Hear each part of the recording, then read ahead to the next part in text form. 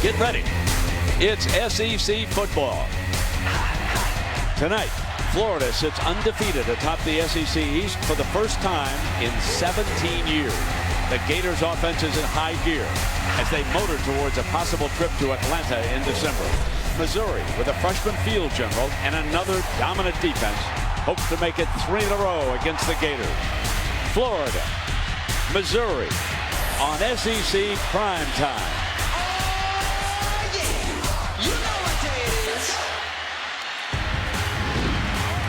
You are looking live at Memorial Stadium in Columbia, Missouri. Unbeaten Florida hopes to spoil Mizzou's homecoming. And this game features two of the SEC's promising freshman quarterbacks. Florida's Will Grier on the left and Missouri's Drew Lock on the right. A big night at the Zoo. Good evening, everybody, and welcome. I'm Brent Musburger, along with my partner, Jesse Palmer. We'll hear from Maria Taylor a little bit later. All right, I got it. Your alma mater is certainly the flavor of the week after they handled Ole Miss. Then number 3, Ole Miss, and I think it's put Florida back on the radar for a lot of fans, not just in the SEC, but around the country also. I was out in L.A. this week, and a lot of fans said, wow, Gators look good. Are they for real? Through 5 games, they certainly looked the part. Defense has been dominant. The offense has improved. They've gotten great play from their freshman quarterback, Will Grier. I think a lot of people, though, still wondering, are they a one-hit wonder? I think we're going to find out that answer Let tonight. me remind you, Mr. Palmer, that this team has beaten the Gators, Missouri, 2 years in a row, and they've won the SEC East 2 years in a row. Every time you and I talk about Missouri, what do we say? The one word, disrespected. Last time I checked, this team has won the division 2 times in a row. You mentioned it, beat the Gators twice, 42-13 last year.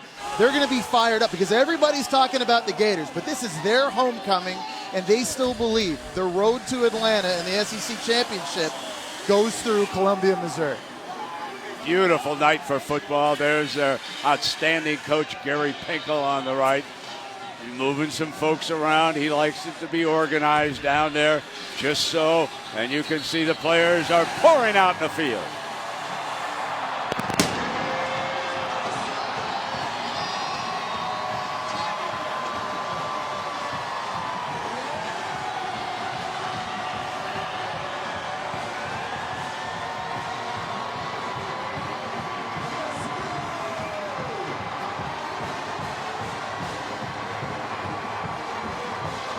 And they've got a fine freshman quarterback, Maria Taylor. Tell us more about Drew Lock.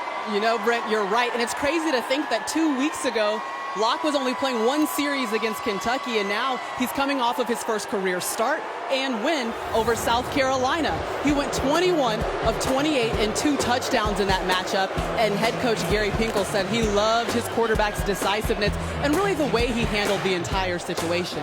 Now, offensive coordinator Josh Henson says that all week long, the coaching staff has been stressing to him that the time's going to tick a little bit faster when you're playing a top 15 defense, and it will certainly be a challenge for the true freshman. But he explained to him that he has to know when to tuck it, maybe get a couple of yards, and when to throw it away and live for another down, guys. Yeah, exactly, Maria. So that, young man, is freshman quarterback number 1. And Jesse, freshman number 2, Mr. Grier, is pretty good. Yeah, at the start of the year, the Gators didn't really know who their quarterback was, and it looks like now they found their guy. He's only playing in his 6th game, but week after week, Will Grier continues to get better, and he had his tour de force performance against their toughest competition this year, Ole Miss. Under constant pressure, he made awkward body throws under duress. He was accurate, made good decisions, threw only 5 incompletions and 4 touchdown passes in the first half alone. You know, Florida was one of many SEC schools at the start of the year to break in a brand new starting quarterback, but you wouldn't know it having watched Will Grier play because he's played like a vet. Maturing under head coach Jim McElwain. First year in Gainesville. A little bit of a story, folks. You know, he was Nick Saban's offensive coordinator, but this is the first time that he has been in Columbia, Missouri. That's right, this is the first time that he will be running a football team. And here tonight, he'll be matched against one of the best veterans in the country, Gary Pinkel. He learned at the knee of Don James, played for Don James, later was assistant coach with him out of Washington. And believe me, he has put the show on the road here in Columbia. Florida won the toss, and here's a surprise, Jesse. McElwain didn't defer. He wants the football right away. It talks a lot about the confidence I think he has in his offense. And his young freshman quarterback coming in, playing on the road in a hostile environment against what's been one of the best defenses in the entire country in Missouri early this year. Just a great crowd on hand here tonight for homecoming. And to stay alive in the race in the SEC East, Mizzou needs the win here tonight. They are 1-1 in the conference over there on the left. There you see everybody's looking up at the Gators. Georgia beaten 38-31 was the final score. Tennessee held on for a change in the fourth quarter. And Georgia will limp home to play Missouri next Saturday in Athens.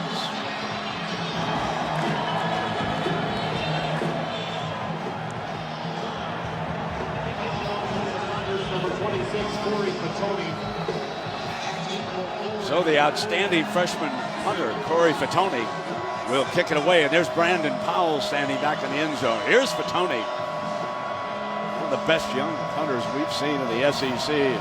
Powell, the converted running back and now wide receiver. He's a go-getter.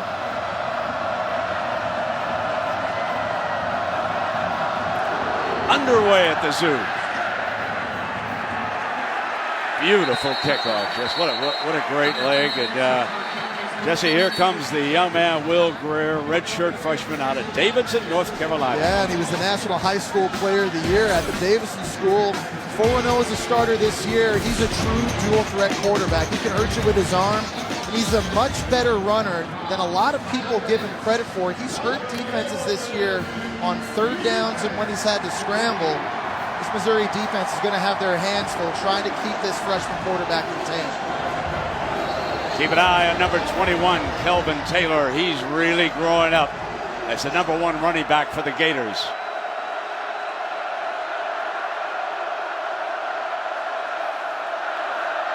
Play action to him. Greer rolling hard to the right and throws and caught. What a catch at the 36 by Jake McGee, the tight end. This is tremendous coverage by Missouri. Jake McGee just goes up and basically takes the football away at midpoint. It looked like the safety, Anthony Sherrills, had a beat on that to pick it off, but an accurate throw, putting it only where his tight end could make the catch, Will Greer. And he was on the move. Yeah. They were chasing the young quarterback around that time, and after the 12-yard gain, first down again, and here comes number 21, Taylor. Busts across the 40-yard line behind this offensive line. What a job Mike Summers has done. The young man we want to highlight, Mason Halter, the transfer from Fordham. Let's hear it, Fordham gang. I know you're watching in that pub back in Manhattan. I know you're all together. Here's your young man, number 75, and he's doing a terrific job. Second down and 5 for Greer and the Gators.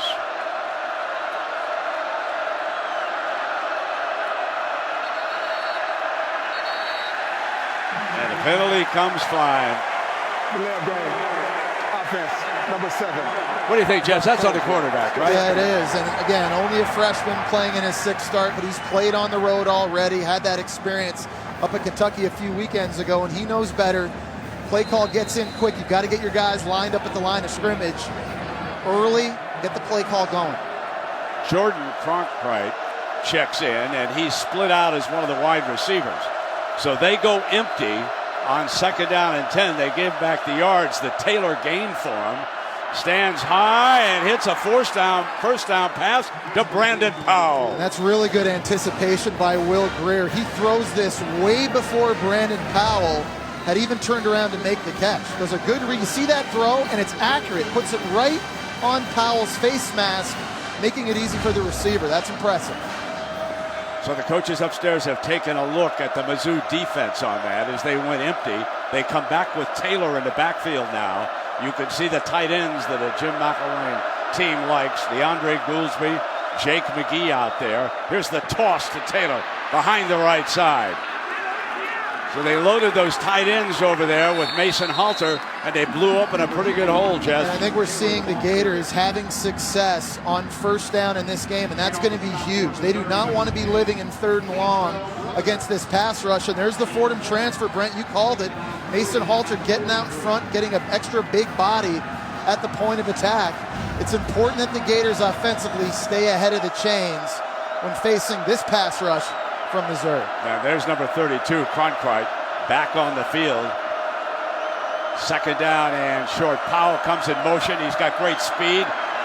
Greer flushed again by the Mizzou defense, and he overthrew the receiver, Antonio Callaway, against this defense. And my buddy Jesse Bomber, he put his finger on it. They're always underrated, and they've always got a good defense, and they got another great one brewing in Charles Harris. He's the next great defensive end. Alden Smith, Michael Sam, Shane Ray. This guy has freakish athleticism, quick first step. He's long, he can bend. The Gators need to know where he is lined up every single play. Right now, right here, lined up over the left guard for Florida. Taylor back on the field. Good receiver. Picks up a first down and then some. Crosses the 30-yard line.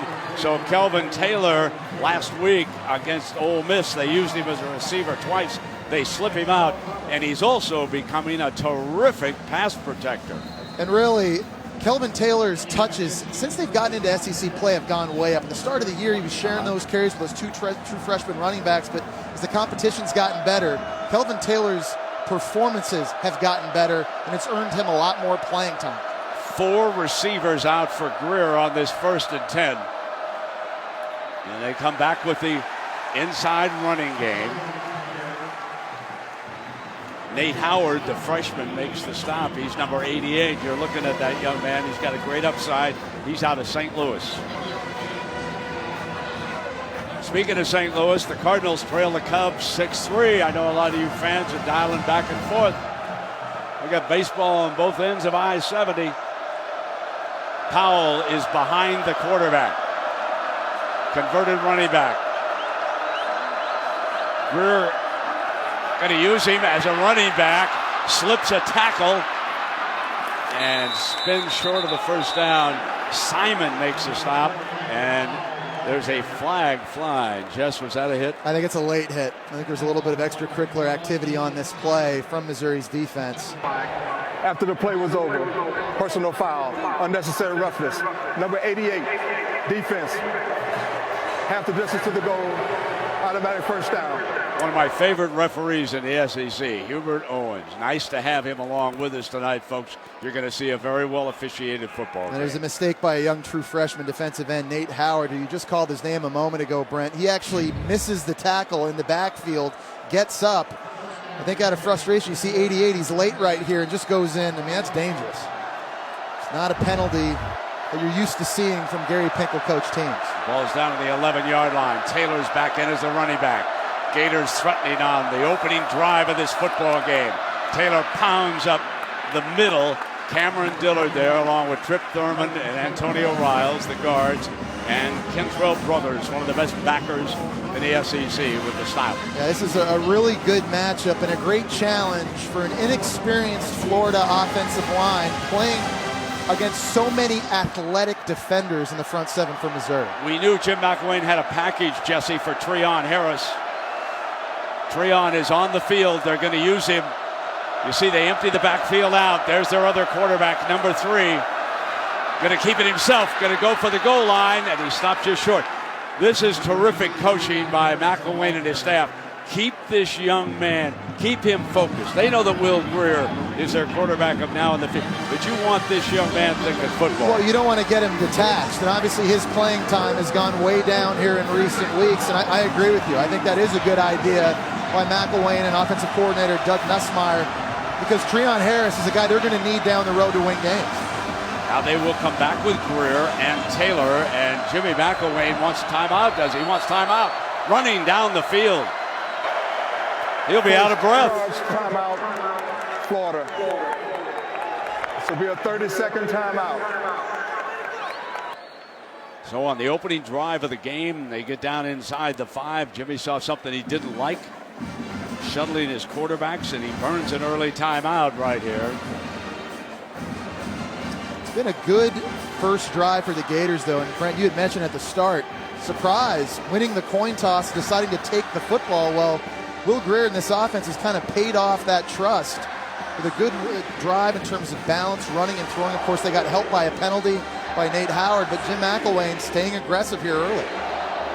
Well, a reminder, out and about on this college football Saturday or any Saturday, don't miss any of the action when you're on the go. Streaming the game live. Download the Watch ESPN app. You'll enjoy every minute of it. So it's going to be 3rd down and goal. Jimmy wanted to be real careful down there because of the importance of this down. And if they don't make it, what he's going to do on 4th down here. They need 2 yards. They are back at the 3. You can see that they can get a first down without scoring a touchdown. And Brent, they're in an unbalanced set. They got extra offensive linemen here on the left side of the formation. And they'll run behind that power, Jesse. And diving for the end zone, just short. It's going to be marked just short. Taylor didn't quite get there. Michael Shearer, number 30, another of the Mizzou linebackers, hitting him. Take a look at this now.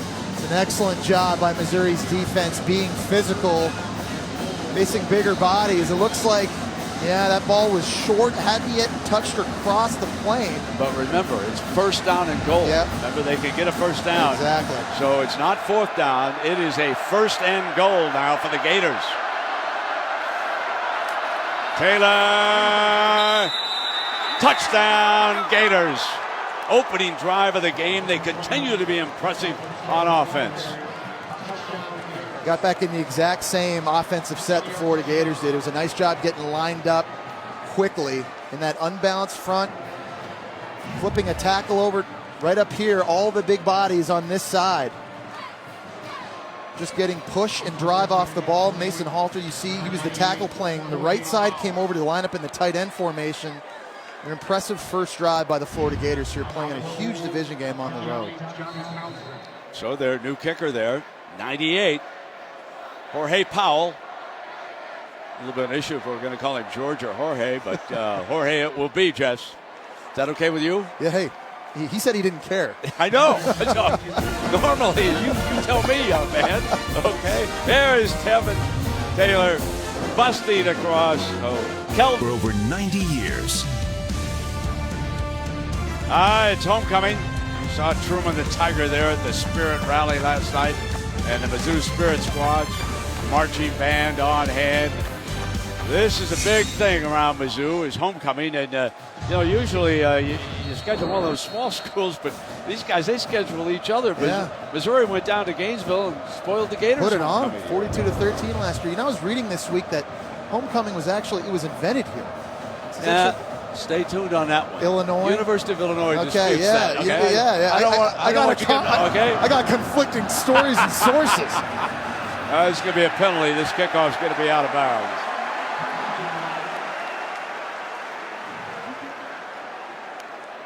And if I was Powell, I'd stay way away from the head coach. Yeah. It just, Free kick out of bounds. Kicking team number 98. The receiving team has chosen to take the football at the 35-yard line. First down. So, folks, here is Drew Lock. He's from Lee's Summit, Missouri. Lee's Summit High School. And he looked really good in his first start last week at home against South Carolina. Didn't throw for a ton of yards because he did a good job taking what the defense gave him. They played big zones. He checked the football down, was extremely efficient. Different animal this week, though, against a much better pass rush, a much better secondary. Russell Hansbrough, of course, he's been recovering from that sprained ankle. Play fake to him. Got a receiver wide open. Leftwich. Wesley Leftwich, the senior from right here in Columbia. Beautiful opening pass for Locke. And a nice job in ball handling by Drew Lock. Watch the fake on this zone read. The safety and the cornerback both bite on the run. And there's just a wide open Leftwich down the sideline. Got the 1 foot down for a 19-yard gain before he stepped out. Now they come back with Hansbrough, pounds the middle. A 9-yard gain before Jonathan Bullard brings him down from the rear. Very important Missouri can run the ball tonight. They need balance, but they need to take pressure off of the true freshman quarterback against this pass rush. So a terrific start to a drive after falling back by 7. You fans are getting your first look at Locke. There's that play action again. on the move to the left, fires, got a receiver again. That's Javon Moore, out of bounds. Wow, a spectacular start. One thing that jumps out to you when you watch Drew Lock play, he's got a rocket, and this is throwing on the run beautifully down the sideline. Cornerback Quincy Wilson lost Jamon Moore. Drew Lock, true freshman quarterback, man, he is on fire early. 33 yards on that play. First and goal from the 6-yard line. Hansbrough ready to pound behind this offensive line if they want him. They use him as a pass blocker, deflected, incomplete. And that pass might have been picked off that time. A little bit low, and May got a paw on it. Very aggressive safety. Yeah, Drew Lock being a little bit greedy. You worry about that with a young quarterback that knows he's got a great arm. He's trying to throw the slant outside to Jamon Moore. Doesn't have the first window, so he just tries to force it into the second one. A receiver would have a hard time catching that pass. I mean, that is a 95-mile-an-hour fastball. Lucky that Marcus May certainly dropped it. They also like their tight ends down here. Number 10, Jason Reese, could be one of the targets. First, it'll be Hansbrough to the middle of that defense. It's hard going. Just ask Ole Miss. Ask Kentucky. It's a tough way to gain yards. But they've got to respect you. You got to keep challenging the middle of this front. You do, Brent. But that's why Florida's been a great red zone defense. In 14 trips, they've only allowed their opponents 5 touchdowns. They're one of the best in the country because of that defensive line. They are hard to run against when you run inside the tackles. So it's 3rd and goal, and you would expect the youngster to put it up here.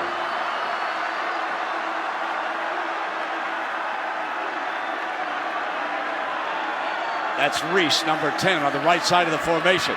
Locke looks away, comes back, incomplete. And now Pinkel with a decision to make. He's got a 4th and goal, and he wants points. Did not hesitate.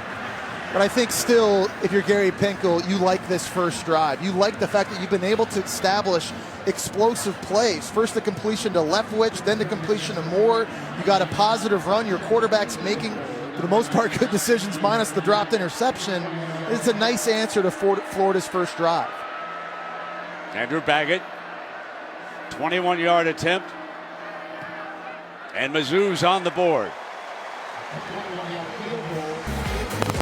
So Florida right around the league, and then how about this, Jess? 4 freshmen. Yeah, I think that was the big reason why a lot of us found the SEC to be so wide open at the start of the year. There was so much parity and attrition at the quarterback position, really, for the 2nd straight year. But I think if you're the Florida Gators, and I still really think if you're Missouri, with these 2 young gunslingers, you've got a lot to look forward to in the future. Very talented young players.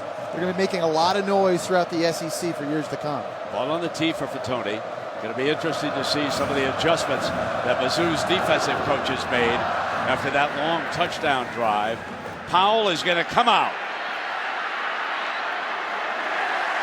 And it didn't pay off. Special teams coverage by Mizzou. Well, celebrating its 11th year sponsoring the Good Hands Field Goal Nets, Allstate makes contributions to participating universities' general scholarship funds for each field goal and extra point kick since 2005. Allstate has donated millions in scholarship funds, and all of the schools thank them for that. First down and 10 now for Will Grier and the Gators. They lead it 7-3. The thing to watch for is how aggressive they're being on first downs. This is an offense that loves to throw the ball on first down. Powell slips back into the backfield. They're going to swing him to the outside, and he is tripped up. Terrific D by Sherrills. Anthony Sherrills from Kansas City. He read that perfectly. He sure did, and saw his key. He saw Powell coming in motion, and he plays downhill. But what's even more impressive is the tackle in open space. Remember, Powell, a former running back with a ton of speed. Just good, solid fundamentals. I think that's one thing this defense, particularly in the secondary, do a good job of. Boy, they can tackle. 2nd down and 10 for the Gators. That's McGee, the tight end, 83. Ball is dropped. Taylor was slipping out. And this is where the Florida Gators don't want to be in 3rd and long. They've got 2 tackles that I think are going to need help against the defensive end rush for Missouri, whether it's Charles Harris or Marcel Frazier. Big David Sharp at 6'6", 360 pounds, plays left tackle and right tackle. We've talked about Mason Halter. How does offensive coordinator Doug Nussmeier decide to help these guys in these situations? Homecoming crowd alive. Greer, middle, deflected, incomplete. Through to traffic that time, and Penton with a hand on the ball. Great job of this defense keeping their eyes on the quarterback, and that's an advantage when you can get pressure with only 4 down linemen. You got 7 guys watching Will Greer. And Penton playing corner to the right of the screen just makes a great break on that football. That was almost intercepted there by Kentrell Brothers. Townsend, the punter for the Gators. Cam Hilton, a freshman, is back deep. He has taken over the punt returning duties for the Tigers, and here he comes. He was a converted safety, and good special teams coverage with Neal, the safety for the Gators, making the stop. Mizzou ball, trailing 7-3. Class. It'll be Callaway down the sideline. He's going to score. I just saw magic. And another Greer touchdown pass. The folks in the swamp were about as happy as they could be. It's been a magical start this year for the Florida Gators, but you just got to wonder how much emotional stamina do they have left. They've played 4 tough games in a row now, at home against East Carolina, tough, hard-fought victory on the road at Kentucky, the comeback win against Tennessee. They bring their A game against Ole Miss. There are a lot of Florida fans already looking ahead to that big matchup next week at LSU. And this is a game against a 2-time defending division champion. This is a team you do not want to overlook and bring your D game against. And they punched back after giving up a touchdown. So that Gator defense, which dominated Ole Miss, I think it was 25-0 at the intermission back in Gainesville. They said, "Oh, what have we got here? A little bit of a different beast." Ish Witter checks in as the running back. Got the first carry, picked up a yard, and Jordan Sherrod. Well, Missouri's really happy to get center Evan Boehm back fully healthy. He's a guy that had a right ankle injury through the first 4 or 5 games, and it really hobbled him, but he's back close to 100% now. It really showed in their win last week against South Carolina running the football, and they need him to have a strong performance tonight. Great character, great personality. Number 77, his daddy a high school coach. Play action. Dropped it off, and did you see that blow that was delivered by Poole?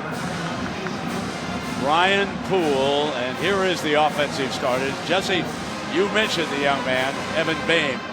Keep his name in mind. He's going to be playing Sunday football for a long time, either guard or center. Jesse mentioned the South Carolina game. When you look at that tape, he abused some of those Gamecocks. Man's a football player. 3rd down and 5. Locke has time. Incomplete. Throwing down for Clayton Eckert, his tight end that time, and missed him, and that brings up a 4th down. And better defense that time by the Gators. It was. It also better protection by Missouri. This is a play that took a little bit of time to develop. It was a double move you see there by the tight end Eckert, but they gave their true freshman time. Just a throw he missed. There was tons of velocity on this. And you see this is something the Gators want to do. They want to get hits on the true freshman quarterback. So here's Fatone. Speaking of talented freshmen, here is Callaway for the Gators making a fair catch at the 17. The Columns once supported the portico of Academic Hall, the first building erected here. And I want to remind everybody, you're going to want to see this one, all right? Inside SEC. This was a heck of a football game. Georgia was throwing into the end zone on the last play of the game.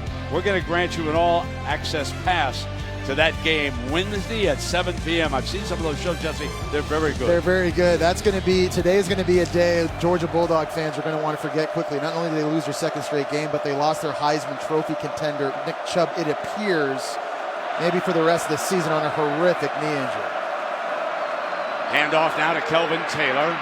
Small hole opening up over there. You know, Jesse, you mentioned Nick Chubb, and we all send our best to him after sustaining that knee injury. Here are tweets that we collected after the incident. Todd Gurley, of course, now playing for the Rams nearby. He underwent knee surgery. Marcus Lattimore, he had trouble with an injury. Herschel Walker, tell him to keep his head up. I think everybody sends their best wishes tonight to Nick Chubb, and we certainly hope that he's able to recover and be the fine football player that we've seen earlier this year. Grier fires it to the right. That's Robinson's first catch of the night, and he will be out of bounds short of that first down marker. One of the things I love about Missouri's defense, we all talk about the pass rush, but how physical their cornerbacks are. Kenya Dennis and number 11, Arian Penton, are maybe the most physical corner duo in the entire SEC. I mean, these guys like to hit, they like to make tackles. Didn't bring D-Rob down here on this play, but still stopped his momentum, now setting up 3rd and 4.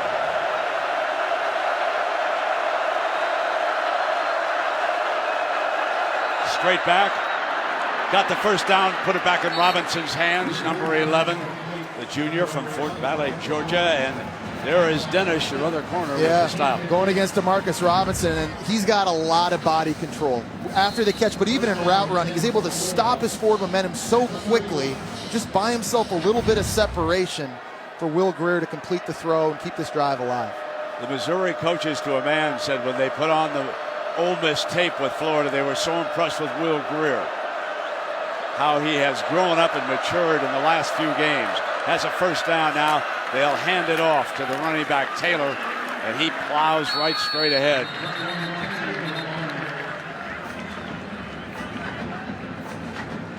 It's one thing to keep those defensive rushmen on their heels. Don't give up on the running game. Keep coming at them. You do, and yeah, you have to stay committed to it, Brent. And play action has to be a threat in your offense. Make these defensive ends second guess when they pin their ears back and when they don't. Jesse, he threw a great play-action touchdown pass against Ole Miss to his tight end, McGee. Grier knows how to operate play-action. Cronkrite has checked in as his running back. He's a straight-back passer on this play. Can't find anybody open, and he'll take off. He's got the first down at the 45-yard line. And Shearer, what about Grier as a runner? He's an excellent runner, Brent, and that's why Missouri defensively has to do a good job staying in their rush lanes. You're going to see a big lane open up on this side. This time they only bring 3 defenders, but watch. When they start kind of freewheeling around, they leave open a massive hole, and that's where Will Grier can hurt you. Whether Missouri's going to blitz 8 guys or whether they're going to rush 3, you've got to do a good job keeping him contained in the pocket. Ball is at the 44-yard line for Grier. Has time, and now he's flush. Couldn't find an open receiver, and he's trapped. Taken down for a loss by young Terry Beckner, number 79 from East St. Louis. He unfortunately was ejected from last week's game because of targeting. Personal foul, face mask. Defense, number 79. 15-yard penalty, automatic first down. So he's learning, the targeting. It appeared to be a good call. They've worked on him with that. And now they're going to have to remind him about his pause on the face mask. Yeah, you're right. He's a young guy, Brent. He's really talented. He was the number 2 overall prospect coming out of high school, and is the second critical penalty. He does a nice job with his quickness, getting to Will Grier.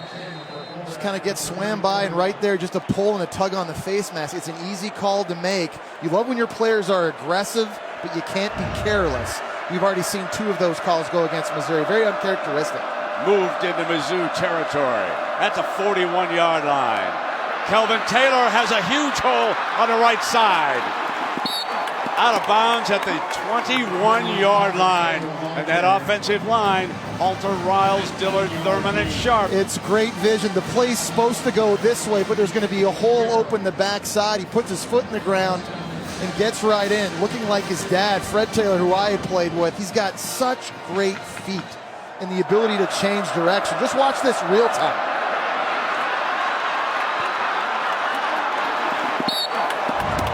Big time stuff right there. No question. They empty out the backfield right now. Taylor is to the top of your screen.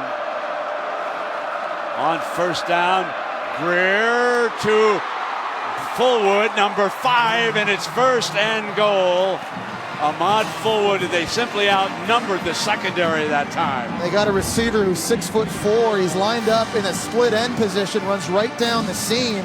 You got a big target, a very quick read by Will Grier, and an accurate throw. This is where Florida likes to go quick huddles. They bring in Joey Ivey, number 91, a defensive tackle, and they go unbalanced.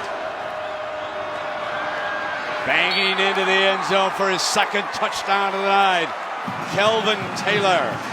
He has now rushed for 7 touchdowns on the season.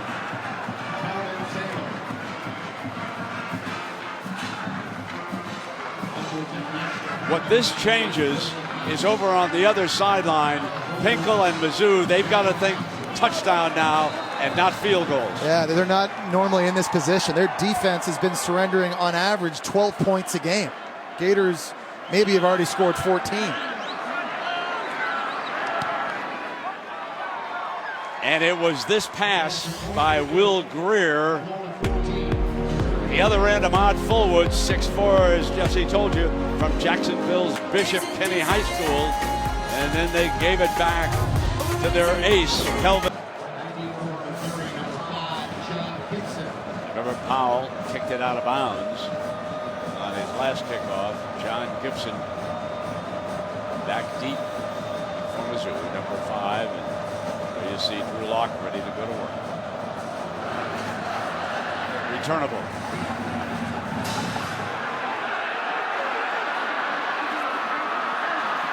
Spins at the 20. Breaks free. Another spin move. Tough return to the 29. Well, it's been, we have a penalty.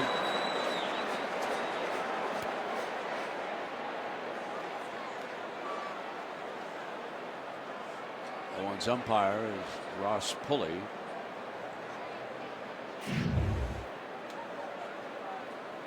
Well, you know what? Knee hit the ground. Personal foul, unnecessary roughness, number 15 on the receiving team. Half the distance to the goal. First down. But they pick up unnecessary roughness, and Pinkel makes a note of that. That's the 3rd critical penalty against his team. Again, that is not anything you see on a week-to-week basis from Gary Pinkel's teams. His teams always do the little things right, whether it's winning the turnover battle, playing great special teams, or penalties. The previous play is under further review. We're going to go back and review this again. I think they're going to find out that the returner had his knee down once he caught the football inside his own 5-yard line. I think that's what they're going to see in this replay is right here. Yeah. Okay? So then what do? Penalize him half the distance from the 2 to the 1? I mean, you certainly had a personal foul downfield at the end of this. But it would have never happened. Well, now wait a minute. But it did happen, Jess. You cannot erase that. This is going to be kind of interesting. Look again. If you say his knee is down, where is the spot? See, you know what? He returner, knew it. I think he kind of knew it himself. He was surprised there was no whistle. But it's certainly going to be somewhere, it looks like, inside the 5-yard line, and against this Florida Gators defense, that is not where you want to start. And then at the end of the play, bada bing. We got to make a point that Florida's regular starting kicker, Austin Harden's out of this game. After review, the ruling is that the ball carrier was down with a knee at the 4-yard line. The ball will be placed at the 4-yard line. The dead ball foul will be administered half the distance to the goal line from the 4-yard line. I told you. First down. How weird is that? I told you. You cannot erase that. That to me is just weird because technically it never happened. But it did, Josh. And it's a dead ball foul, just like any dead ball foul. He's like me. He can't believe it. He said coaching heaven last year in homecoming when all the calls were going his way. They did nothing but return a kickoff and a punt and a interception fumble. And a fumble. And unfortunately today it's a bit of a different homecoming experience early for the Missouri Tigers. All right, Drew Lock is backed up in dangerous field position now. We know the strength of this Gator front right now. And Nate Crawford, folks, has checked in. He's returned at right tackle. They need him against this rush. So for Mizzou, the veteran is back in after missing all of last week's game.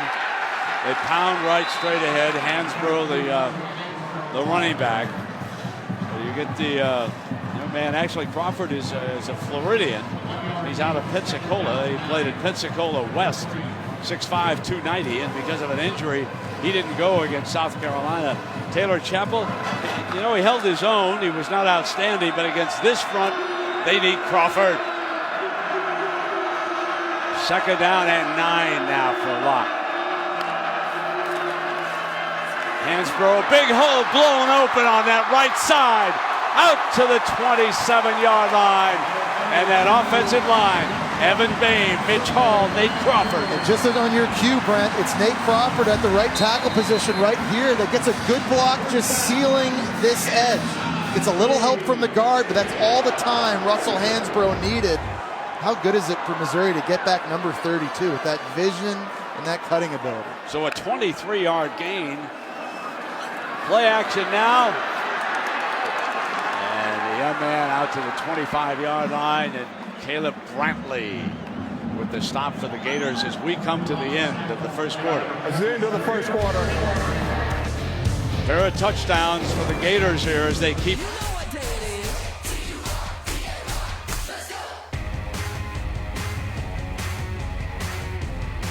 Saturday night in the SEC, you can't beat it. Let's go down to Maria Taylor. Maria. You know, Brent, the one thing I've noticed about the true freshman quarterback, Drew Lock, is that he's able to come off onto the sidelines, talk to his quarterbacks, Andy Hill, and describe everything that he's seeing on the field. Offensive coordinator Josh Henson told us that he's a very strong football mind. He's displayed that a couple of times here on the sideline. Yeah, Maria, he really does have a good mind. He's backing up now in the teeth of that rush, trying to set a screen, throws it away beautifully. He made a great decision on the play. Witter was the receiver. Morrison stalking him. And Brad wanted a late hit on Taven Bryan. Looks like at the end of that play. He easily could have got that call, I think. Take a look at this again. Tingle wanted it too. Did you see his expression just here? Watch this again. I mean, he's dropping back and he's trying to set up the screen. He throws the football away right there. And he could have. Yeah, I think he probably should have. Yeah, crowd got to see it. Saw the replay. Here's a scenario that Drew Lock doesn't want to be in. 3rd and long. This has been a very good pass rush from the Gators all year.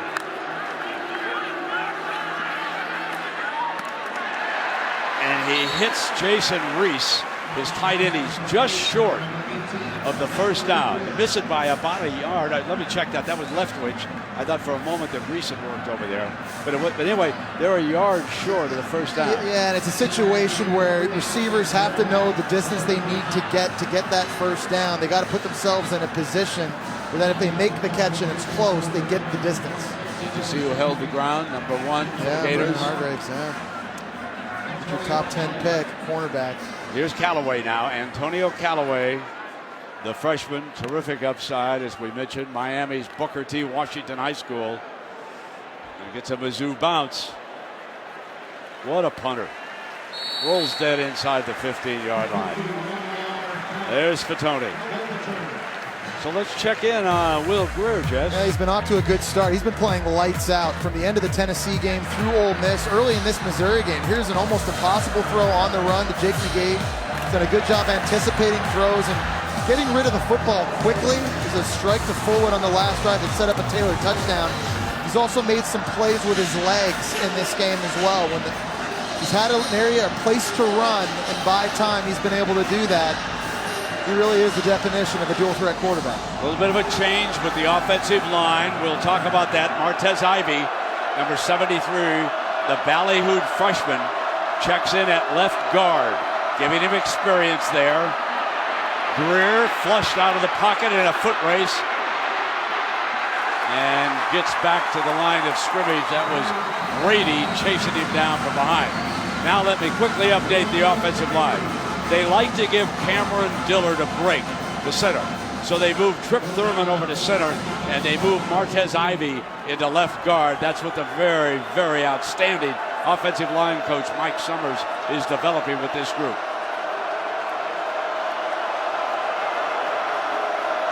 You see Trip Thurman, he was the big veteran.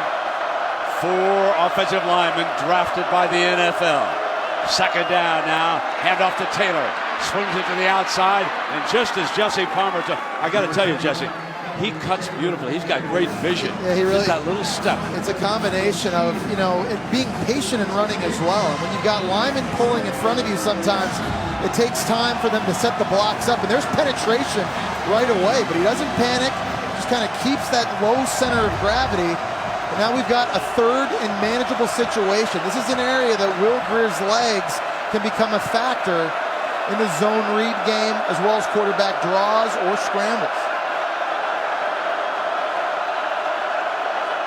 Powell's the motion receiver. Grier fires deep and incomplete. So Mizzou's defense holds. Robinson the intended target. Chadle with fine defense for the Tigers. And it'll be Johnny Townsend punted away. And Mizzou figures to get some real good field position here. They're going to put the freshman Cam Hilton, converted safety, back to see what he can do here. And the punter under the gun with this field position. Beautiful punt. Drove Hilton back. And he smeared. Fumble. But there's a penalty flag. It's going to be a penalty flag. It's going to be kick-catch interference, I think. By rule, you can't be within a yard in front and in between the shoulder area of a returner. You have to give him the opportunity to make that catch. Chris Thompson fell on the ball there, number 85. You watch here now. Yeah. That's 85 getting to the man, knocking it loose. Now, if he's blocked into the returner, it's not a penalty. But on that play there, he just ran down unencumbered. Before Shear, you see number 30 never touched him. Kick-catch interference, number 33 of the kicking team. 15-yard penalty from the spot of the foul. First down. I think it meant 85. Yeah. That was a good call. Yeah. So we'll take a break. Gators leading the Tigers. Homecoming here to you. I know that game was moved to Baton Rouge. Yeah. We want everybody to recover, be well. The Gamecocks will be coming back here in a couple weeks for a home game. Play action now by Drew Lock.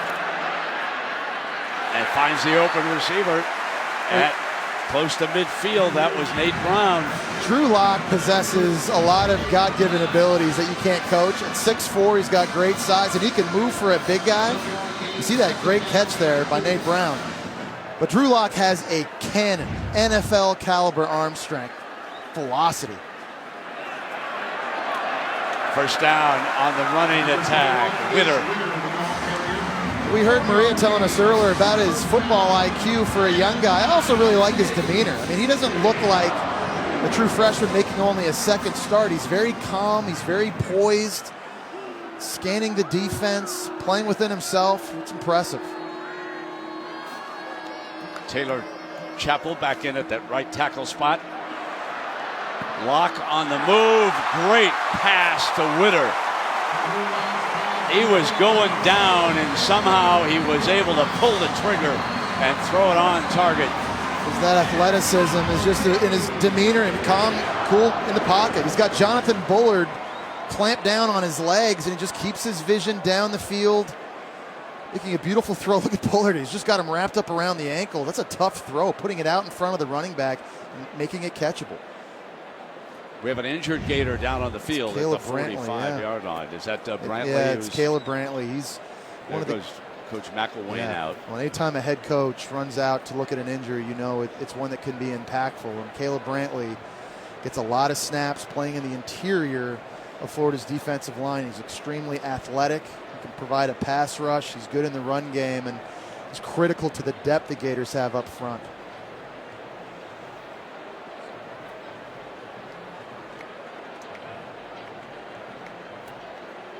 What's your impression of young Drew Lock, first time in person that we've seen? Yeah, really, really good. And you know, when you watch someone play on TV, you see a strong arm, you think, oh, wow, yeah, that guy can really spin it. But when you're here and you're on the field before the game, you see good news here for the Gators, Caleb Brantley coming off the field. I'll tell you what, his arm is so live. And it looks almost effortless when Drew Lock throws it. He's got a very natural delivery of the ball. He can throw the football from multiple arm angles and arm slots. Go back and watch his 2 touchdown passes against South Carolina last week. It's unbelievable. This guy's ceiling, I think, is so high. Surveying the defense. Witter is his running back. Taylor Chappell, right tackle, play action. End zone, got a man. Incomplete. Ray Wingo. And he was covered by Marcus May. Missouri's receivers are going to have opportunities to make plays deep down the field. Didn't have those chances against South Carolina last week because they played big zone defenses, but Florida likes to be a little bit more aggressive. And that's a good decision by Locke, finding a matchup one-on-one with a safety. Just a miscommunication. Receiver running a post, Locke throwing to go. Second down and 10. Come back with Witter as the running back. Hansbrough started this game. Remember, he's been recovering from that injured ankle. And now Witter, young man from Tampa, Florida. He grew up certainly watching the Gators. And now the pressure falls upon Missouri's offensive line to try and slow down this pass rush. And number 14, Alex McAllister, lined up over the left tackle right now. Guy that has a lot of speed. You got Jonathan Bullard on the inside. It's tough. Tyler Hunt checks in. They do have a pass play involving him. He's in that backfield. This is third down and long. Play action though. And flushed. Morrison chases the quarterback. Credit the linebacker. The defensive player of the week in the SEC, Antonio Morrison. 15 tackles against Ole Miss and bringing the heat. And he's such a great story, isn't he? Tremendous leadership. That's him coming off the edge. Here's a guy that had a knee injury in last year's bowl game, required 2 surgeries. They told him it would be 12 months before he played football again. Just had a remarkable recovery. Not only is he playing, but he's making plays. Helping force that incompletion and a very long field goal attempt now for Andrew Baggett. Andrew Baggett, 53 yards for this attempt. This will give the Gators good field position if he misses it. On its way, curving, no good. You see what Hargreaves was doing? Said if Auburn can do it, so can I if they nail me in the end zone. On that long field goal, Hargreaves was perched back there to return it if he could get a handle on it. Hogs up 7-3 in Tuscaloosa. Yes, and the Hogs were a 16-point underdog in that one, Dory. So the underdog is howling in Tuscaloosa, my friend. First down and 10 now for Will Grier and the Gators. Play action, Taylor rolling hard to the left. Throws it underneath to Goolsby. And Goolsby picks up a first down. Jim McElwain always liked to use his tight ends. He sure does. Following Alabama, and he does it with Florida. And he's really creative in the way he does it. And Goolsby's kind of been his move tight end this year. The guy that they can send in motion, they bring him back out underneath the formation, and it's an easy completion for Will Grier. You know, the Florida tight ends already have more receiving yards this year than the last 2 years combined. It's a huge staple of Jim McElwain offenses. 4 receivers. First down and 10. Grier has time, puts it perfectly to Powell, and he's just short of a first down. Moving the ball again. And Brandon Powell's skill set as a running back, I think, really helps him be a receiver. He's got great speed, but also good change of direction. I think he's really good on routes like the one we just saw. The option routes underneath, he can go right or he can go left. When he puts his foot in the ground, he creates separation and makes it easier on his quarterback. Second down and 3.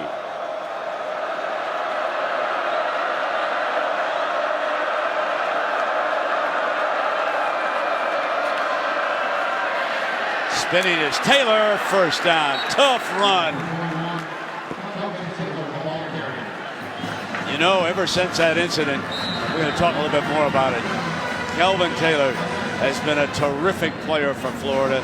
For Jim McElwain, he's blocked well, he's caught passes, and watch this tough run. And yards after contact, Brent. You see right there, there's a defender running into him, doesn't get the wrap up. It's Augusta that finishes the play, but does a good job keeping those legs churning.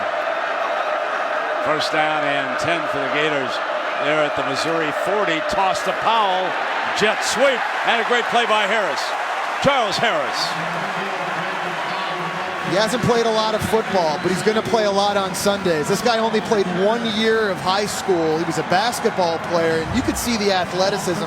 Watch the get-off, how quickly he explodes out of the stance. And all of a sudden, he's in the backfield. No one gets a hand on him, and that's a mistake. He's got the athleticism on zone read type plays like that. He can play the running back and then recover to tackle the quarterback if he keeps it. Yeah, Jess, you don't turn 91 loose like they did that time. 2nd and 17 now. And they swallow the quarterback. Again, number 91. Back-to-back, strong efforts. I talked about how Florida would have issues, particularly on the edge. And David Sharp is an excellent run blocker at 6'6", 360 pounds. But he needs help against the speed coming off the field. Just watch this one-on-one matchup at the bottom of the screen. There's no running back chip. There's no tight end. That little spin move that Harris used to use to get open in the post in high school, he's using that as a defensive end. 3rd and forever.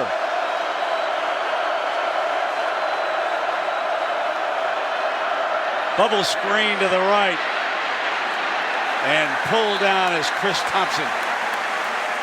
And that's how a pass rush can affect not just the quarterback, but also the play caller, Doug Nussmeier. You don't believe that you're going to have time to take a 5- and 7-step drop. You've got to all of a sudden create ways to dial it up quickly. I want to go back to a decision Pinkel made. I wondered a little bit about the 53-yard field goal because of the Gators getting the ball around the 35. Sure. But he knew his defense still has trust in them. Yeah, even though they gave up 2 early touchdowns in the first quarter, you don't abandon that confidence. Cam Hilton lets this one go, and what a great punt. What a great punt by Townsend. Inside the 5-yard line, and he's down with his coverage guys. Timeout. Take a look at this, folks. Big time. He backed it up inside the 5. Drafted by the Cardinals, but he came to the University of Missouri. Well, at Mizzou, he was the Big 12 Pitcher of the Year. In 2005, he's in the University of Missouri Intercollegiate Athletics Hall of Fame here. So it's baseball time for tonight's Aflac Trivia question, Jeff. I'm not sure I know this answer. Which 2015 Major League Baseball playoff team has the most SEC alumni? Now, Scott Matthews, our producer, he's an avid baseball fan. Yeah, he sure is. Loves the Mets. Yes, We've blacked out that monitor against the Dodgers. I'll update it sometime during the game. But that's his question. And because of that, it makes me immediately want to say the Mets, but I'm going to think about it. I'm not a huge playoff team. Playoff team. Right, yeah. Oh, you know what? Yeah, so let me just think about it for a second. Okay, give it a thought. You've been good on these. Quick pitch to the outside. That's DeLoza. Picked up a couple of yards on that. Nate Crawford is back in at tackle. So he came in and out, played a series, and now that they're back in that dangerous field position again, they want number 55 at right tackle. You got to do a good job trying to keep Locke standing up. He's already been hit 3 times. The Gators seeing if they can rattle the true freshman quarterback. Here's Locke. Play action to Hansbrough. Throws on the move, and they got a first down. Clayton Eckert, the tight end. These backup tight ends have been impressive. They lost their starter, Sean Culkin, to a knee injury. He's missed the last 2 games, and meanwhile, Clayton Eckert and Jason Reese have filled in very admirably. It's a nice job releasing in the flat. It's a nice call, getting Locke outside the pocket, away from the pass rush. Easy completion, easy first down. First down and 10 for Mizzou. Hansbrough behind the left side of that offensive line. Have about 3 yards on that play. And that's about all you get, Brent, against this run defense. Their front is so good, getting off of blocks, fighting double teams, staying in their lane. And these running backs, Antonio Morrison and Jared Davis, play downhill. They fill lanes quickly. This defense is living in opponent's backfield. Offenses are only averaging 2.98 yards per carry. Second down and 8. Was it intercepted? May dove for it, and it looks like he has it. It looks like Marcus May coming off the field. We'll check the replay on it.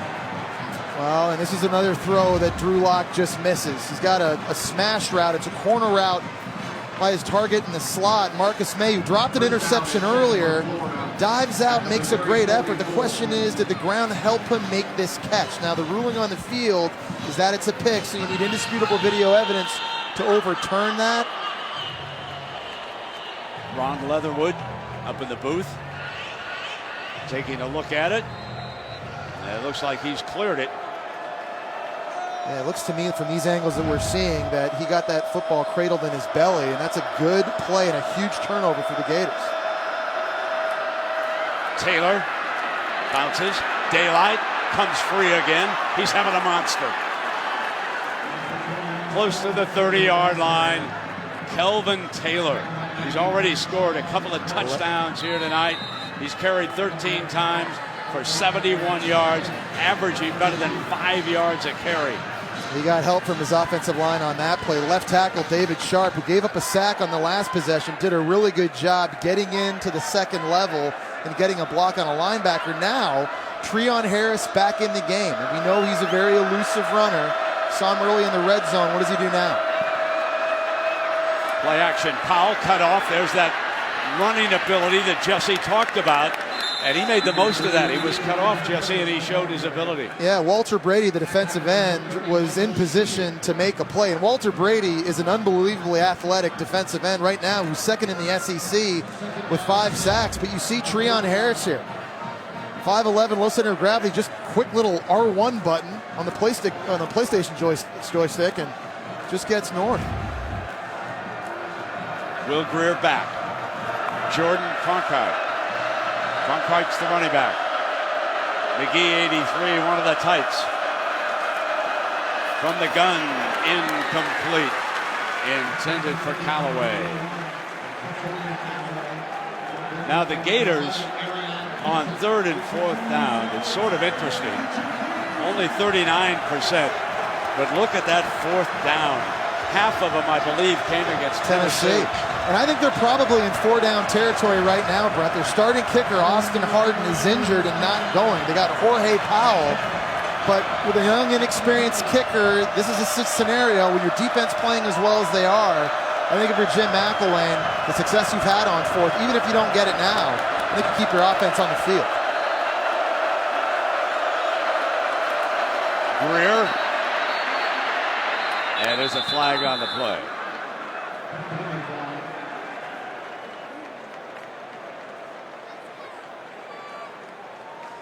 There might be a false start on the right tackle. It looked like to me live. Mason Halter flinched just a tad. False start. Offense, number 4. 5-yard penalty. Still 3rd down. So it's 3rd down coming up against this Missouri defense, leading 14-3. Well, here's Brandon Powell. He's outside in the slot. He's trying to get lined up. Receivers, yeah, that little flinch right before.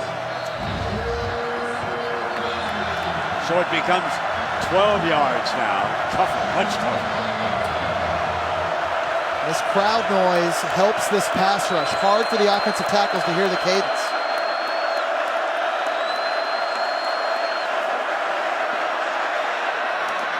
At the marker for the 1st down, Demarcus Robinson, the reliable one, the junior. And it's just a good read by Will Grier and good anticipation on the throw. He sees the safeties rotate. They had a too high look.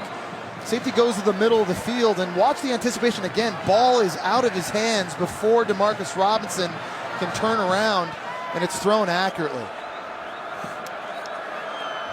Taylor checks back in for 1st down.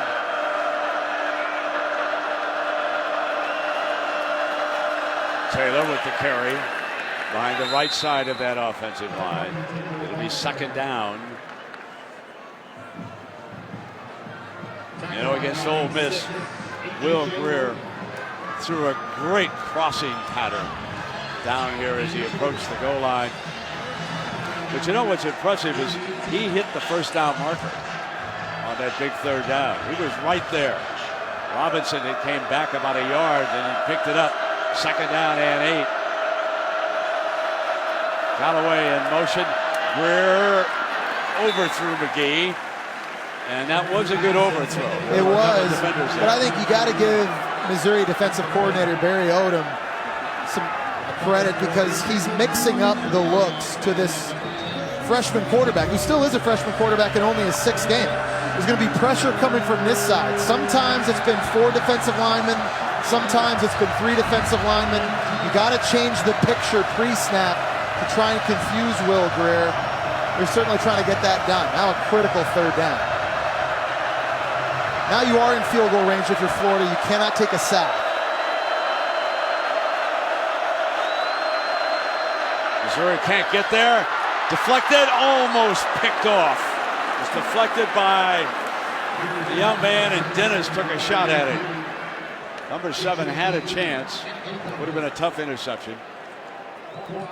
Yeah, Jake McGee is tight end, split out wide, running the underneath shallow cross. Ball thrown a little bit high, but still through the hands of McGee. Kenya Dennis just could not come up with a turnover. You know, this secondary leads the SEC with 7 interceptions. That easily could have been the 8. Johnny Townsend, the punter, will hold it down for Powell. From the right hash, 36 yards. Pulled it. No good. Brent, I don't know if that was a great hold on that. It looked like he didn't have the laces out. Just kind of watching that live. Jim McElwain looking at him. Watch. Yeah, This has been it. Yeah, didn't spin it around. Like Always Jesse makes it tough on Palmer a would have kicker. done it. They just spun it on the hole. 14-3, Gators with the lead. Meanwhile, Arkansas still ahead of Bama 7-3 in that game in Tuscaloosa. 1st down and 10.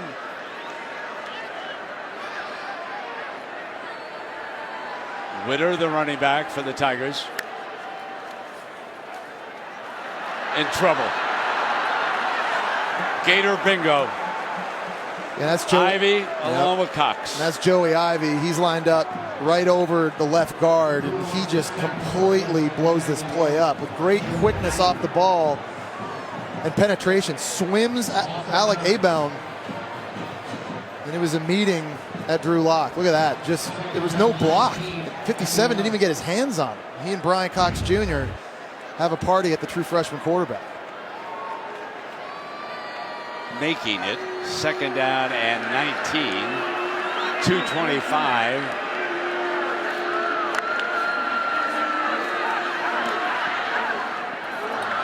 Now it'll be 3rd down and 19. This is a big opportunity. You know, you just heard Chris Doering in studio talk about momentum.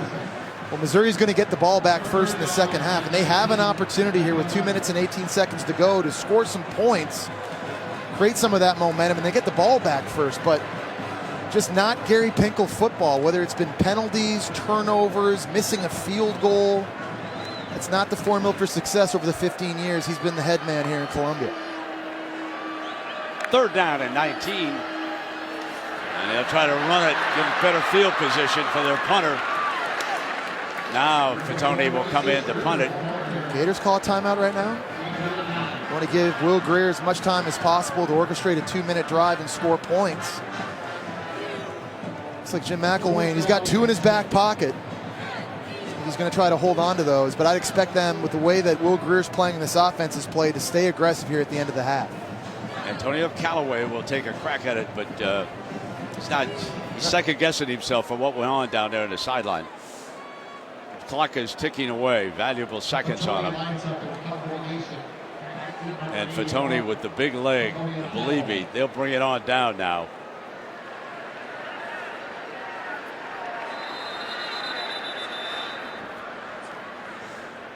So here's a timeout, and so which Major League Baseball playoff team has the most SEC Missouri. alumni? I'm going to go the Cardinals because they're in the area. I don't know. Yeah, I'm going to go Blue Jays. I'm a big Blue Jay guy. I know Okay. David Price pitched for Vandy. Here we go. Here we go. Wow.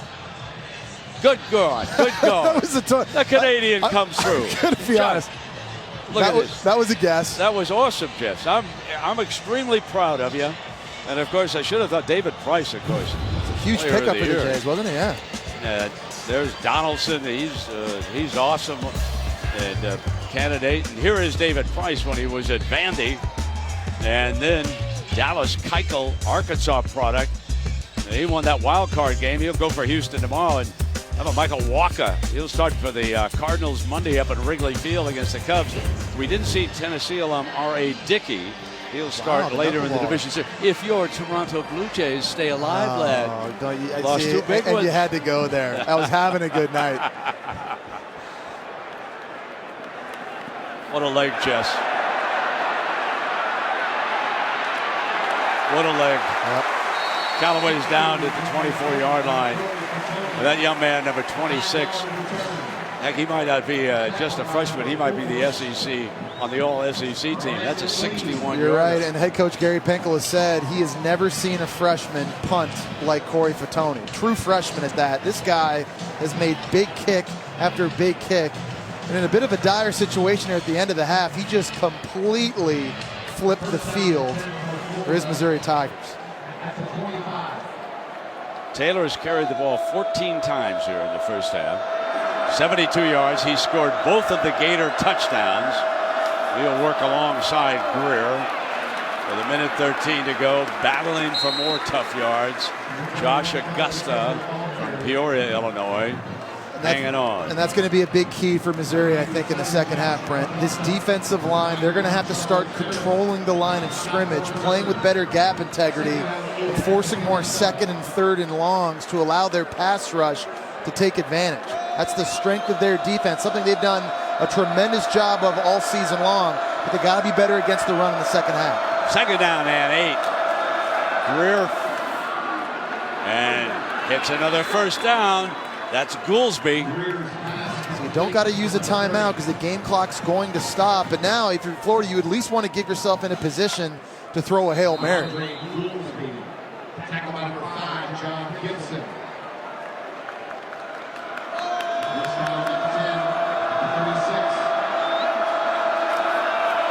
On first down, moves quickly to the right, hits Kelvin Taylor, and it'll be second down with the 20 seconds remaining. Timeout, Florida. Timeout to Florida. They probably wish they had some of the seconds back from that punt, you know. Back there, Jess, the Gators are trying to move it down the field. But, you know, let's just talk about where this Florida offense is. Now, a couple things stand out to me. Number one, Will Muschamp left some players in Gainesville. There's no question about it. But the McElwain staff has come in and has molded a real good-looking offense early. Yeah, they have. To me, watching the wide receiving group, that to me has been the biggest improvement position of any group on the Florida Gators. They were looking for playmakers to emerge really since Tim Tebow and that group left after 2009. Young guys have started to play with confidence. I think you also have to look at their offensive line. It was the most inexperienced group at the start of the year in the SEC. They've kind of hung on throughout the first half of this season. Obviously having a huge challenge tonight against one of the best defensive lines in the country. That'll have to continue. Cameron Dillard back at center. And Taylor could not get the first down because of Shear, Michael Shear. There's a flag. It's going to be offsides. I think on Charles Harris. Offside. Defense. Number 56. 5-yard penalty. Replay second. The other one. One of the other really good pass rushers. First down. One of the other really athletic, fast-looking guys. Walter Brady at the top of the screen. And, you know, it's funny. You'll see him right here go. And, you know, that's interesting. If Will Greer had seen that, then he would have known he had a free play in his back pocket and he might have taken a shot. I'm not sure if he had a chance to look out that way and see it or not. A lot of the things that young quarterbacks learn, oftentimes in game experiences, things come up for the first time. And something that Will Greer certainly can work on. He's going to have a lot more chances, I can promise you that. Mark Herndon replaces Taylor here for the Florida Gators. And the ball is spotted just shy of midfield. Here comes Will Greer. He's been 13 to 20 for 120 yards. Far side, complete to Goolsby. And Goolsby runs after the catch and contact for a first down, but there's only 5 seconds left on that clock, and I dare say that McElwain will just have him try to put it down in the end zone on this last play. Timeout of the half to Florida. That's their third and final timeout. And obviously, if you're Florida, you're taking a shot here. Again, I think if you had Austin Hardin healthy at kicker with his leg strength, absolutely, you might have been able to attempt a field goal in this situation. I think at this point, though, with Powell, who I don't think has as strong a leg, I think now you're looking at a last play of the half. Well, let me remind you, Paul Feinbaum, he'll be on the air at 3 p.m. on SEC Network. Come Monday, there'll be some calls from Georgia. Bulldogs lost to Tennessee. Butch Jones can watch the show next week. He'll be off the hook a little bit. Meanwhile, Nick Saban and Alabama are still under the gun. Arkansas has held them out of the end zone, and they're in the second half of that. The boys in the studio. Paul Feinbaum, always entertaining, weekdays, 3 p.m. Eastern. So here's the danger if you're Missouri right now. You've got two tall, athletic receivers from Florida that can climb the ladder and make plays. The ruling on the field was that the ball carrier made the line to gain for a first down. The previous play is under further review. I didn't think he got it, did you? Well, maybe I'm wrong. It was hard to tell. He kept fighting and fighting. Yeah, let's see if they marked him out of bounds or something on that side over there, or if they said he was down. Because he certainly pulled free and got past what we thought was the first down marker. Let's take a look. Yeah, I think they're probably going to look and see if he's tiptoeing that sideline. Yeah. Can't tell from that. Yeah, it looks like maybe that left foot. You can't tell from that, Jess. But yeah, that's not definitive. You need indisputable video evidence. You're right, Brent. I think this will probably be the best angle. Does that toe touch? It's just hard to see. The line judge is right there. I mean, he's right in position, but... Indisputable, ladies and gentlemen. And it's not. Agreed, Jess? Yeah, agreed. And, of course, that was a first down anyway. So with the last play, it doesn't really matter. It's not going to change the play call for the Florida Gators. But the point I wanted to make earlier about this Hail Mary attempt is, you got Ahmad Fullwood out there who caught that seam throw in the first quarter. He's 6'4". You got Demarcus Robinson, who Ole Miss found out in the very first drive last week that he can climb the ladder over two guys and make a play. Caught a big post touchdown in that game. So got some pretty good athletes out on the field if indeed you did want to try throwing one up in the end zone. See, I think from that angle right there, you're looking at that foot. Oops, sorry. Right there. And, to me, that looks like that's in bounds.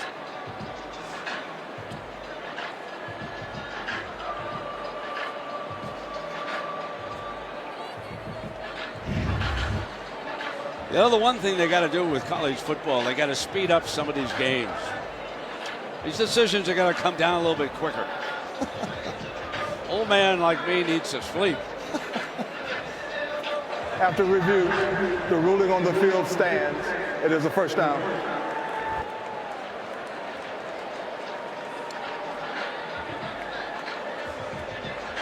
So here's your last play of the first half.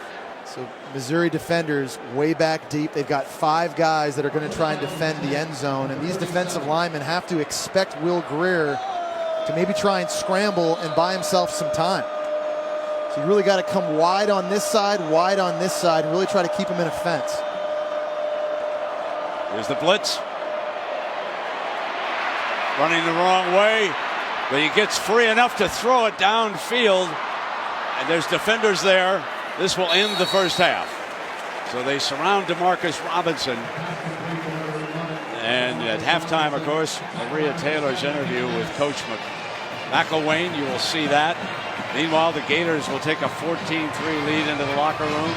And we will send you to the studio for the Regions Bank halftime report.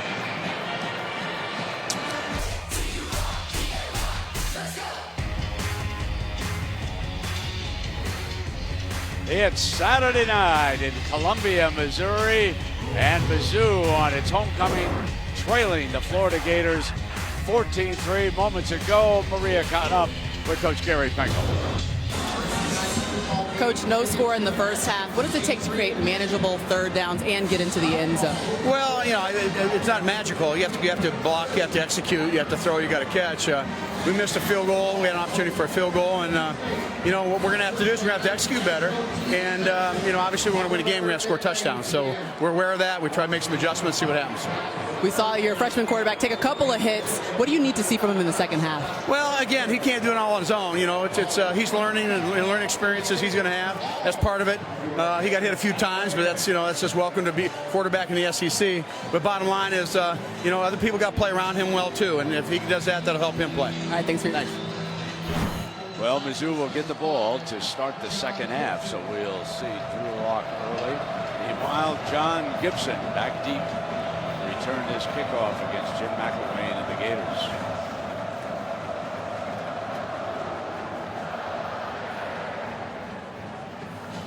Coming out. To about the 19-yard line. And Jesse, what's your feeling about Mizzou and Gary Pinkel? We just heard Gary Pinkel tell Maria that other guys around Drew Lock have to play better. And I think in particular, it's going to be the offensive line. They have to get back to running the football. Hansbrough right now at running back only has 5 carries, but he's averaging over 7 yards a tote. They got to do a better job getting success on first and second down. They've been living in third and long against this pass rush. It just can't happen. It can't all be on Drew Lock. I think the offensive line has to start to assert themselves up front. So it's first down and 10 from the 19 for Lock and the Tigers. Hansbrough, he opens as a running back. He flares as a safety valve downfield deep. And this might draw a penalty flag. No. Do not see a flag. Crowd unhappy. Leftwich went to the ground, and in the view of the officials, he was not interfered with. Yeah, their feet looked like they got tangled as I was watching that live. It's Hargraves versus Leftwich, who's got a lot of straight line speed right there. It's all kind of incidental. Hargraves falls down, and Leftwich just lost his balance. Had he not, I think he catches that football, and he might score. Certainly Drew Lock wanted PI, but I think that's a good call. Second down and 10. 4 receivers for the Tigers. Checks the left, and again, and now he's suddenly in third and long. So, Jess, were you surprised that they went long on 2 plays here? Well, I'm not so sure the second play was supposed to go downfield. It looked to me like there was some miscommunication between the wide receiver who curled up and the true freshman quarterback. You like having confidence in your guy coming out in the second half and take shots down the field, but that's why you have to be able to run the ball, because 3rd and 10 is not good for this offense. You got number 14, McAllister, right here. You got Jonathan Bullard lined up right beside him. That's tough for an O-line to block. And Chase Abington in as the running back to block, and they needed him that time. Roll him out to the left, and it'll be a punting situation. 3 and out for Missouri to start the second half. That's not how Coach wanted to start this half.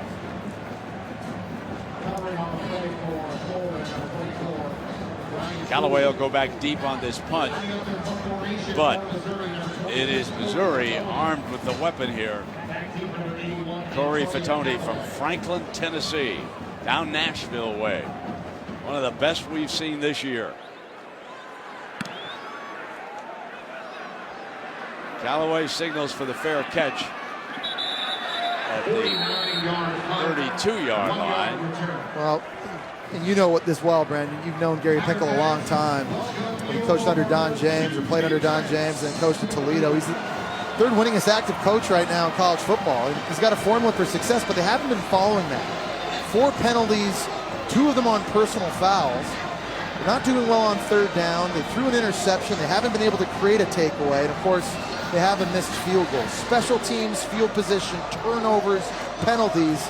A big reason why this team's won back-to-back SEC East Division championships. They have to get that corrected and play smarter. Greer moves up under center with Kelvin Taylor as his running back, and Taylor with the first carry. That's 16th carry of the game. Brothers with the stop. I think there's going to be a lot of pressure now on the interior of the defensive line for Missouri. John Augusta, Terry Beckner Jr., A.J. Logan.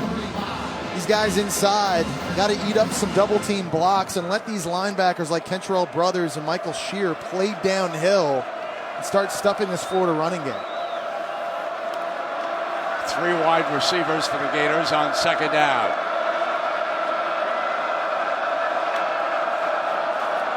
Greer, great protection. Couldn't find a receiver. Sprints to the right, spins, and he's down at the 33. And so Gators are stalling down. You know, since the second quarter, Jess, midway through, Mizzou has dominated They've been good. defensively. And their pass rush has been good all night too, Brent, for the most part. They already have 2 sacks in this game, and this is exactly where they want Will Grier and the Florida Gators. This is where number 91, Charles Harris, is going to be lined up against the right tackle, Mason Halter. The top of the screen, this guy right here. You see they're bringing in a tight end now to help out, potentially chip that edge to give Grier some time. Third and 8. He was coming again, and it's broken up by Penton. Terrific move by number 11 down there on DeMarcus Robinson. That time Goolsby, the tight end, was there to give help, but he didn't help out Halter at all. He didn't even give him an arm or a jab. This just ends up being one-on-one, this guy versus this guy. And you're going to see right here, Halter has his hands full with the athleticism and just the pure speed. It's a good thing Grier gets rid of this football as early as he does. And by the way, give the secondary credit on that play. Great job knocking the football away. Townsend, and there's a flag on this play. And it's going to back the Gators up 5 more yards as Hinton awaits this punt. So this will help Missouri with field position. Hubert Owens, our referee. Offense, number 10, 5-yard penalty, still 4th down. Showers, wide receiver, who was trying to get off and get downfield. At the 29. This is a golden opportunity for Mizzou if they can start to take advantage of it. Hinton runs over with the fair catch at the 31-yard line. So Hilton wraps it up there. And they're going to bounce to the top 10. Oklahoma upset by Texas. Down goes the Sooners. TCU in trouble in Manhattan, Kansas. Michigan State in trouble against Rutgers. There's going to be another shakeup. And if Alabama holds on and beats Arkansas, Brent, that means next week we'll have 2 matchups of top 10 teams inside the SEC. Florida playing LSU, Alabama playing Texas A&M. Showdown Saturday. Crawford in at right tackle, trying to help him out. Witter, the ball carrier, nothing doing. You know, this front for the Florida Gators has been living in opponents' backfields. They're averaging 9 tackles for loss a game. They've got a lot of guys that are athletic, but they play 10 different players in and out, and they're versatile. Guys like Jonathan Bullard right there can line up at tackle, can line up at end. They make it a nightmare on opposing offense. They've given Mizzou, Jesse, only 137 total yards tonight against this defense, and nothing much doing there. There is 3rd and long, and that's Alex McAllister, 14. He's from Winston-Salem, North Carolina. We came into the season and everybody was talking about DBU. Everybody was talking about this secondary potentially being the best in the country, and maybe they are. But I think a lot of people overlook this front for the Florida Gators. All the athleticism they have. You said it, Brent. Will Muschamp left a lot of talent for Jim McElwain and their new defensive coordinator, Jeff Collins. And this coaching staff knew what to do with that talent. Tyler Hunt checks in. Brown motions through the formation. In trouble. Hit on the release on a completion to Deshaun Blair, number 17. He's from Jacksonville, Sandalwood High School in Florida. Oh, and Drew Lock just has no chance right now. There's just too many white jerseys forming around him. And Jared Davis, a linebacker right here, is going to loop inside. They got pressure coming this way as well. Just not a lot of time. Jeff Collins dialing up the pressure. Drew Lock, all he could do to just get rid of that football, try and limit the damage. Corey Fatone. And we've got a stoppage here because of the play clock, so perhaps they'll keep the time down on the field. We'll see. Callaway goes back deep. Number 81. Fatone goes out of bounds with this punt, and the officials now will line it up, and it looks like it's going to be spotted at about the 22-yard line. It's a touchdown! How about? Illuminated by the hand of God, boy, no seem shy. Wide open touchdown! Touchdown, Gators! Here's Will Greer, what he's done tonight in the previous 2 games, Jess. Yeah, and I really think he's been on fire. He's really dialed in. It's hard to imagine he's only in his 6th game, but every week he just continues to get better. Powell comes through. He's in trouble. Going to be sacked back at the 9-yard line. And that was Newsom, number 25, junior out of St. Louis. And again, Barry Odom dialing up pressure. He's, for years under Dave Steckel, their defensive coordinator, this defense just rushed 4 guys and played big zones. They're a little bit more multiple now, bringing in different guys and different looks. There's 3 down linemen, there's 4 down linemen. You're blitzing safeties, you're blitzing Donovan Newsom off the right edge, and just giving Will Greer some different pictures to look at. This defense, outside of that first quarter, they have been lights out. 2nd down and 20. And Taylor gets back to the 20-yard line. Now let's go to the studio and Dari Noka. All right, Brent, thank you. How about an SEC Right Now, brought to you by State Farm. Alabama still trailing Arkansas 7-6 from their own 19. Jake Coker drops and fires. Calvin Ridley behind everybody by about 4 yards. Touchdown, 81 yards. It's 10-7. Alabama in the early 4th. All right, Dart Ridley, a talented freshman, has a great upside for Bama. 3rd down and 13. Taylor motions out. It's an empty backfield set on this 3rd and long. He looks over there, wants to throw the screen pass, and that was Callaway short of the 1st down, so the Gators will punt. You talk about Missouri's offense having to stay out of 3rd and longs. Well, Florida's does as well, and you get a kind of a feeling. The team that might win this game, or certainly win the second half, will be the offense that can stay out of 3rd and long. Who can have the most success 1st and 2nd down to give themselves an opportunity to stay balanced.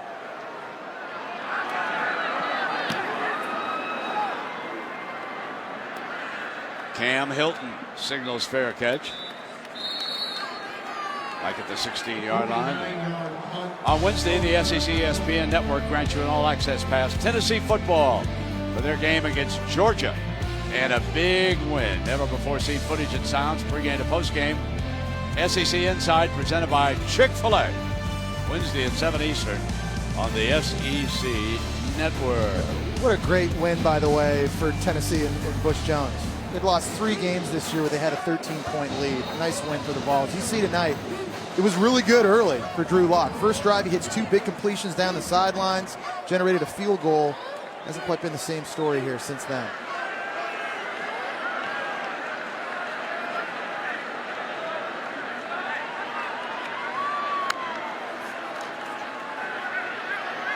From the pocket, deflected, incomplete. I just don't. Russell Hansbrough was the intended target that time, but that was good defense, Jeff. Yeah, it really was. It was great coverage. It was Jalen Tabor, number 31, that got his hands on that. We talked about this secondary. When they are fully loaded and they're all out there on the field, they are hard to complete passes against. This is only the 3rd time this year that's happened. They're led by a top 10 pick, Vernon Hargraves. These guys are deep. They play man coverage. They want to tackle. They are erasers on the back end for Jeff Collins and this dude. Empty backfield on 2nd and 10.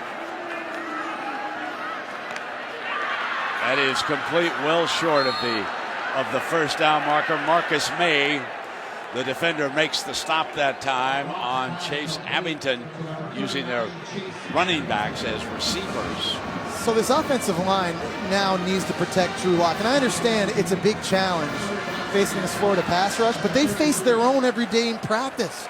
You got to see Charles Harrison, Walter Brady, and Marcel Frazier every day anyways. So someone's got to win, guys. You got to play good as a group. Missouri is 0 of 7 on 3rd down. Here they are, 3rd and 5, and now they're 0 of 8.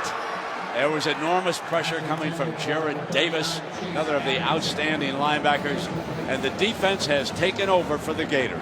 Yeah, they brought 2 linebackers on this one, Brent. They brought Jared Davis on the outside, and they brought Antonio Morrison up the inside. Jared Davis here. Antonio Morrison kind of hesitates, then hits this gap. There's just too many white jerseys for Missouri to block. They've got a +1 advantage on that side, and again, there's no chance for Drew Lock right now, and they have to run the ball. Russell Hansbrough, has to start getting handoffs. Fatoni bangs it, and fair catch by Callaway inside the 15-yard line. As we said in the first half, what a punter. Youth and conditioning staff led by Mike Kent, who came with McElwain from Colorado State. He says when he turned on the tape from watching them play Missouri a year ago, all of their bodies have changed. And specifically, he really mentioned the fact that changed nutrition and the way that they train in the weight room has made them better football players. But I've been on the sideline too, guys, and I've listened in to Mike Summers talking to his offensive line, and he really was getting after him for a lack of effort and communication in the most recent huddle. You know, Maria, Summers is the only holdover on the Muschamp staff. There is the veteran offensive line coach, married to the daughter of Joe B. Hall, one of the legendary Kentucky basketball coaches, and he is one of the good ones in the SEC. What he's working with here, it's unbelievable what they've accomplished. But they've got their hands full here tonight against this Missouri defense. Cronkrite is the running back. He replaces Taylor.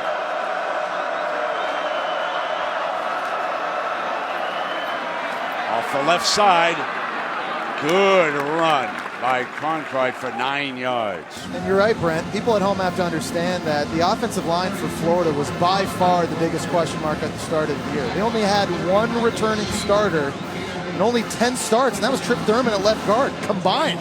Fewest in the SEC, and they've just kind of hung in there this year, haven't they, early this year with the pass pro.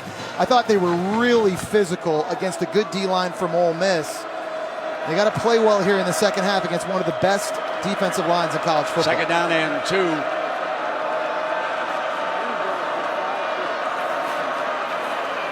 Pulls down a little bit of an awkward snap for Greer, and Augusta able to make the play, and that brings up the third down. They gained ground on that, back to around the 20-yard line.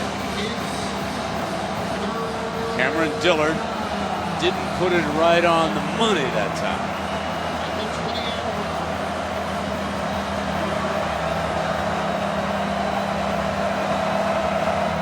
The Gators empty the backfield.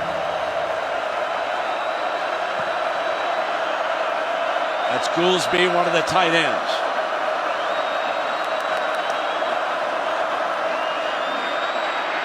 In trouble, spins away. Nothing. That's could be. He was in the grass, but he was outside of the box. However, enormous pressure from Penton. Number 11 blitzed him.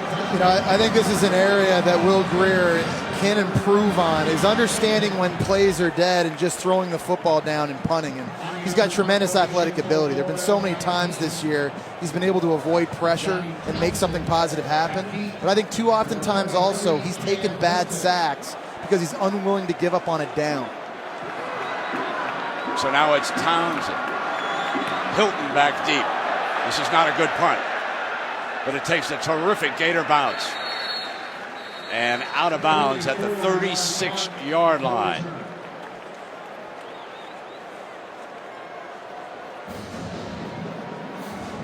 .6:45 to go in the third. 14-3. And a reminder that the College Football Playoff Foundation proud to renew for 2015 its Extra Yard for Teachers initiative, created to honor, celebrate, and inspire teachers and communities all across the country. That's in partnership with ESPN. And to learn how to get involved, make a difference for teachers and students, go to collegefootballplayoff.com.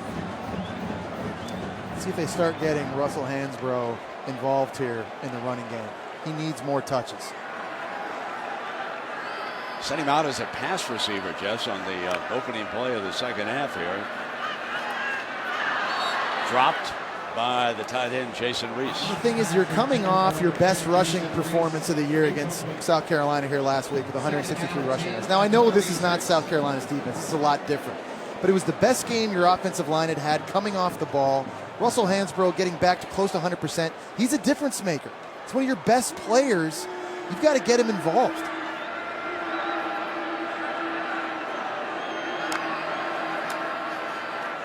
Play action. Throws it downfield and incomplete.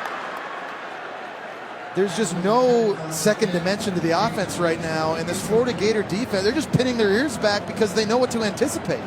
You know, one of the things, Jess, on behalf of the freshmen, as you know, as you matured down there in Florida playing for Steve, when you came to the line of scrimmage and you would recognize certain things you could check off and do.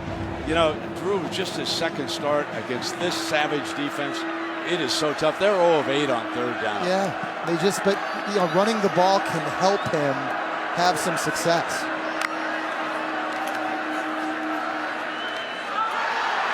Intercepted, picked off by Tabor.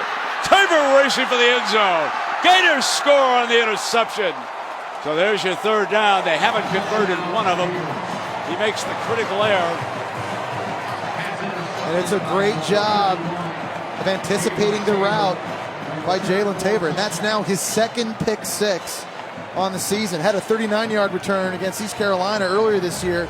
He's in the slot. He's lined up against the tight end and Jason Reese. Sits and squats on the route. And that's that aggressive coverage we talked about. Great hands, tremendous speed. Brian Cox Jr. doing a nice job out front for the convoy. Critical mistake for the Missouri Tigers. Jeff Collins there on the far right, out of your picture right now. He has orchestrated this defense. The Gators put 2 touchdowns on the board in the first quarter.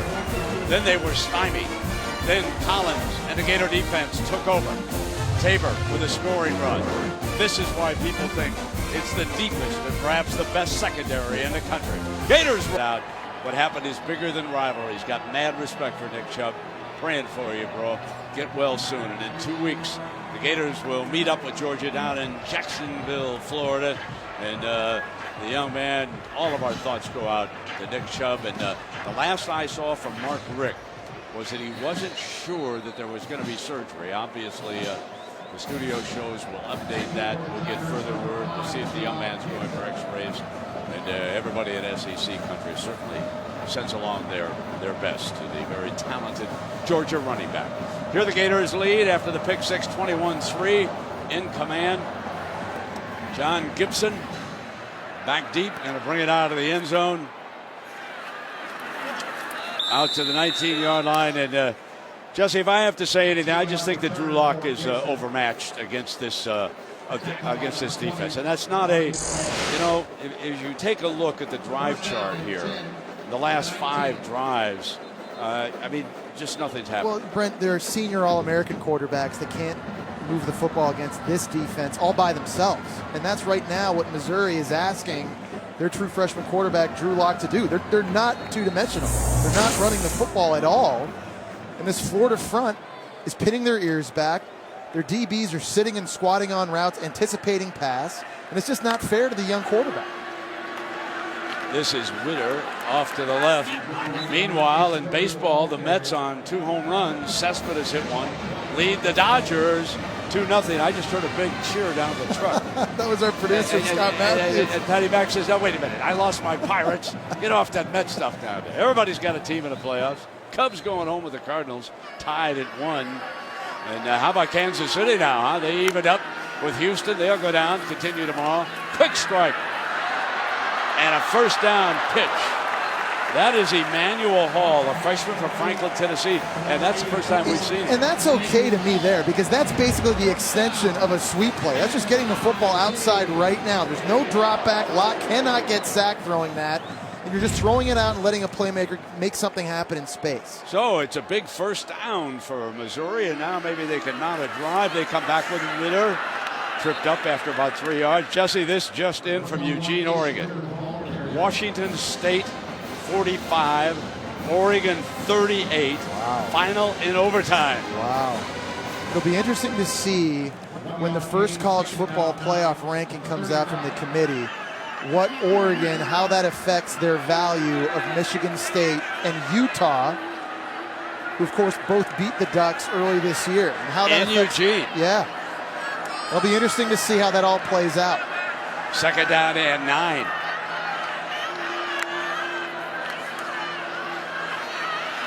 Locke forced out of the pocket. And the coaches on the sideline said, when that happens and you don't find somebody, don't force it. So it's a smart decision. Getting something positive. It wasn't a lot of yards, but even just that marginal gain on first down and that little scramble there by Locke, that now at least sets up a third down where they don't have to throw it 15 yards down the field and hold on to the football for 5 seconds to get a completion.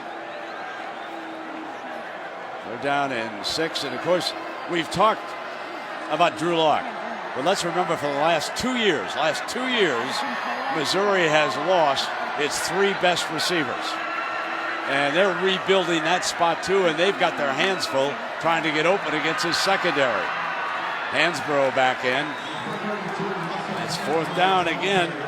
The best weapon for Missouri has been punter Corey Fatone, no doubt about it. See Russell Hansbrough slow getting up. That ankle again. Yeah, that's what we assume it might be, but that's bad news. He was Missouri's leading rusher a year ago, hurt that ankle on the very first play this season. He was just coming back last week against South Carolina. He's a guy they need to stay in the game. Now here's your Gator defensive headline. Missouri is 0 for 10 on 3rd down. 0 for 10. 4th down and 5, and here's that young man, Fatone. Fair catch at the 19-yard line by Callaway. He keeps an offense inside that 20-yard line and frequently inside the 10. What a leg. So, Jess, you mentioned showdown Saturday, and here are Alabama, who goes down to College Station to take on Texas A&M, and Florida goes into Baton Rouge to take on LSU. You and I will go into Georgia for the Missouri-Georgia game. It's going to be great, but Brent, I'll tell you what, Ole Miss better not sleep on Memphis. Memphis is a team that could be a New Year's 6 bowl game buster. I'm telling you that. I saw them in person. Hand off now. Okay, that's Taylor again. Just saying, don't sleep on him. We'll have this discussion next week. You and I are going to be in Athens, Georgia. We'll revisit this. If Memphis starts playing them, I'm writing this note down. I'm writing this note down right now. Reminder. Set my watch ESPN app. Ole Miss, Memphis. Here we go, lads. 2nd down and 8. Can't beat fun at the old ballpark.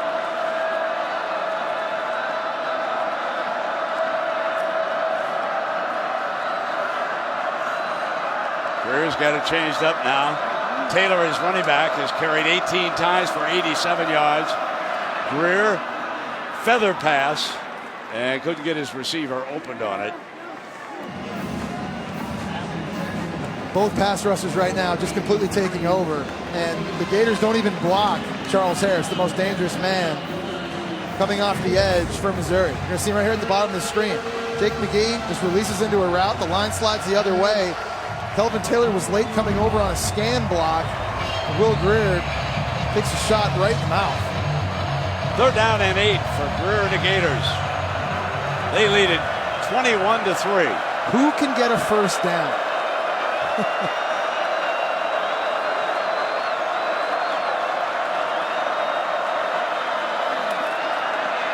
Comes that rush, incomplete. And the Gators will punt it away. So by the half, folks, here are the first downs, okay? Like I said, Missouri is 0 of 10 on 3rd down tonight. We've had 1 first down, but we had 1 touchdown on a pick 6 here in the 2nd half of the 3rd quarter. Will Grier there looking very frustrated on the sidelines. Really first time this year I've seen him like that with that demeanor. Townsend. Fair catch. Back at the 34. Cam Hilton makes the catch. Maria Taylor just sent up word through the truck, Jesse, that Hansbrough's okay. That's good news. Yeah, it is great news. Now they need him, and they're at their best running the ball when they have both he and Ish Witter spelling each other. Fresh legs. That was a huge key against the Gamecocks last week. I think both these guys, this game's far from over. They don't have to abandon the running game now by any stretch. Especially with the way their defense is playing too. Missouri's defense has been lights out since the end of the first quarter. Witter is the running back.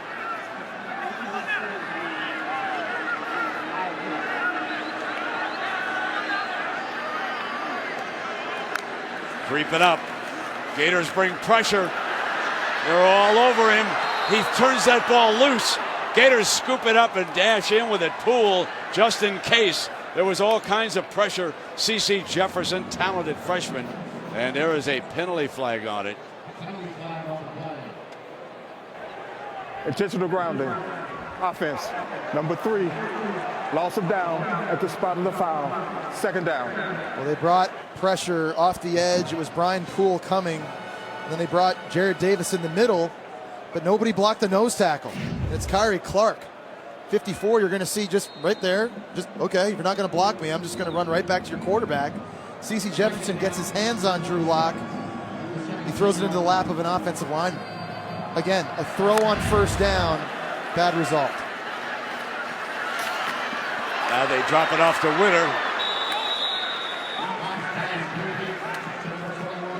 Defensive assistants for the Gators quickly change their personnel.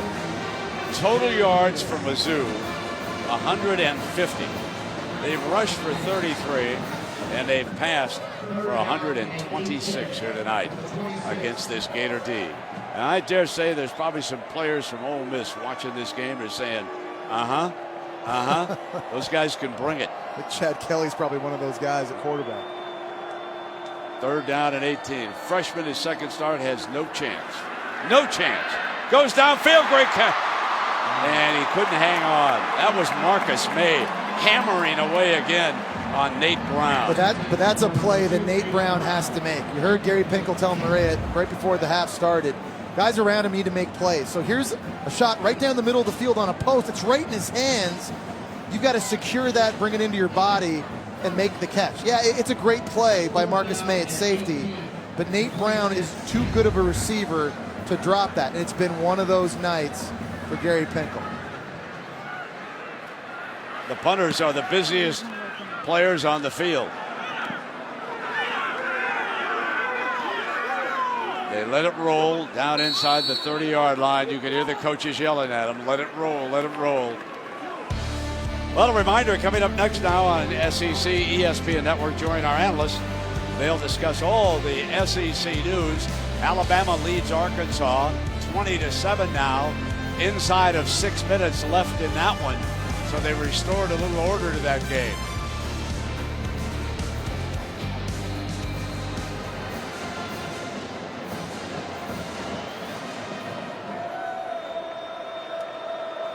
So it's Will Greer's turn to see if he can move the ball.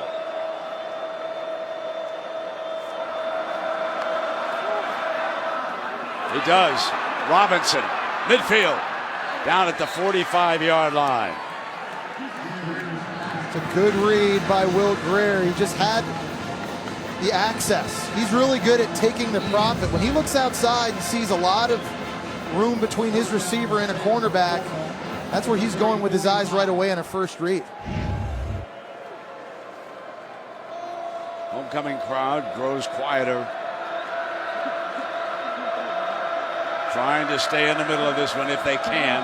It's been a great crowd here at the Zoo tonight. Not a whole lot to cheer about. First down and 10.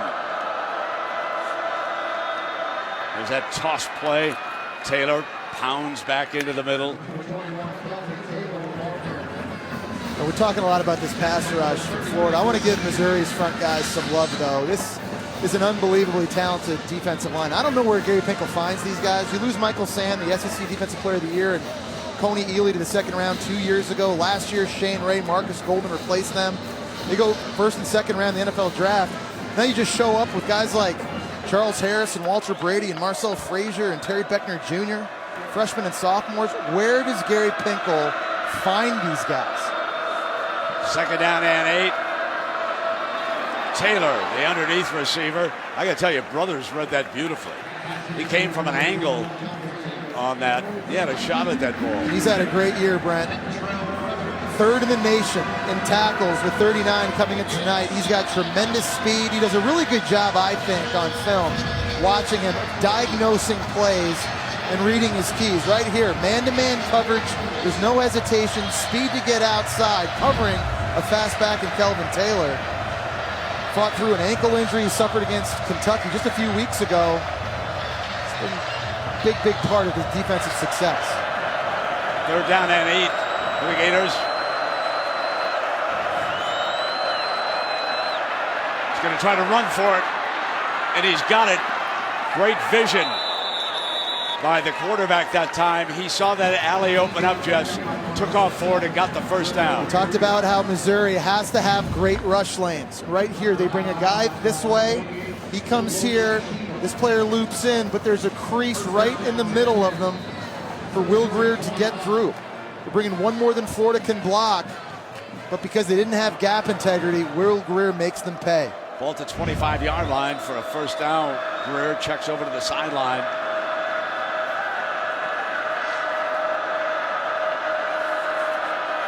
Hands it off to Cronkrite. They pick up 2-3 yards on first down. McElwain and the Gators now running some seconds off that clock. They lead it 21-3. Knows how to manage a ball game. Been around. Some of you may not realize he spent a year on the Oakland Raiders. What about this on the sideline? Yeah, you see Grier here. He kind of goes for the hurdle move. He's pushing Logan Cheadle, the cornerback's head down, and just kind of got up a little bit gingerly after this play. Tremendous athleticism. I think Jim McElwain kind of patted him on the back saying, all right, buddy, protect yourself. Slide, get out of bounds, go get your breath. I need you all season. So Cronkrite checks in as his running back, and he'll get the carry. Is the ball loose? The way they dove at it, but he regained control in time. Charles Harris, the big burly one, number 91, was down there with the young'un. And A.J. Logan, a defensive tackle, made this play. He got in the backfield, created penetration. It was Charles Harris, as you mentioned, Brent. That left arm just kind of swiping it away from the true freshman Cronkrite. Very lucky to get back on top of that. Third down for the Gators in field goal range with a backup kicker. Points at this point in the game in a defensive struggle at a premium. You cannot take a loss. Taylor replaces Cronkrite, and they motion Taylor out to the left. Try to overload that side of the defense. Grier takes off again. Brothers tackles him. Another demonstration of just tremendous speed and athleticism from Brothers. Just kind of sitting in the middle of the field and just spying. He's right here. He's just got his eyes on a running quarterback. He's not blitzing. He's waiting and anticipating a scramble. That's why they position him right there, and just great closing speed. That's why he's third in the nation in tackles. So Powell's going to try one here, Jesse. Another long one.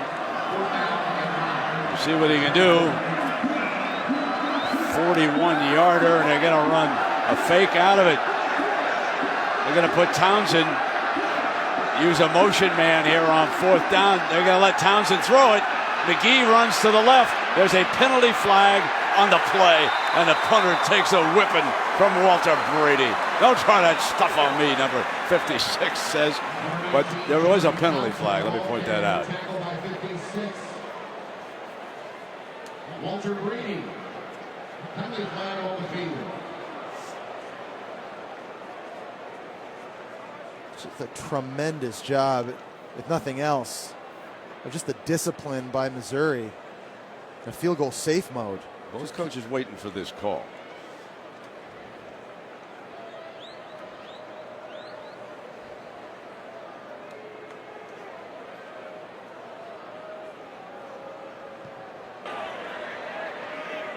There's no foul for roughing the snapper. There was no kick formation. Fourth down, the ball goes over. First down. Yeah, that was a point of emphasis this year, and there have been some calls for roughing the punter, but you have to kick the ball to be able to draw the penalty.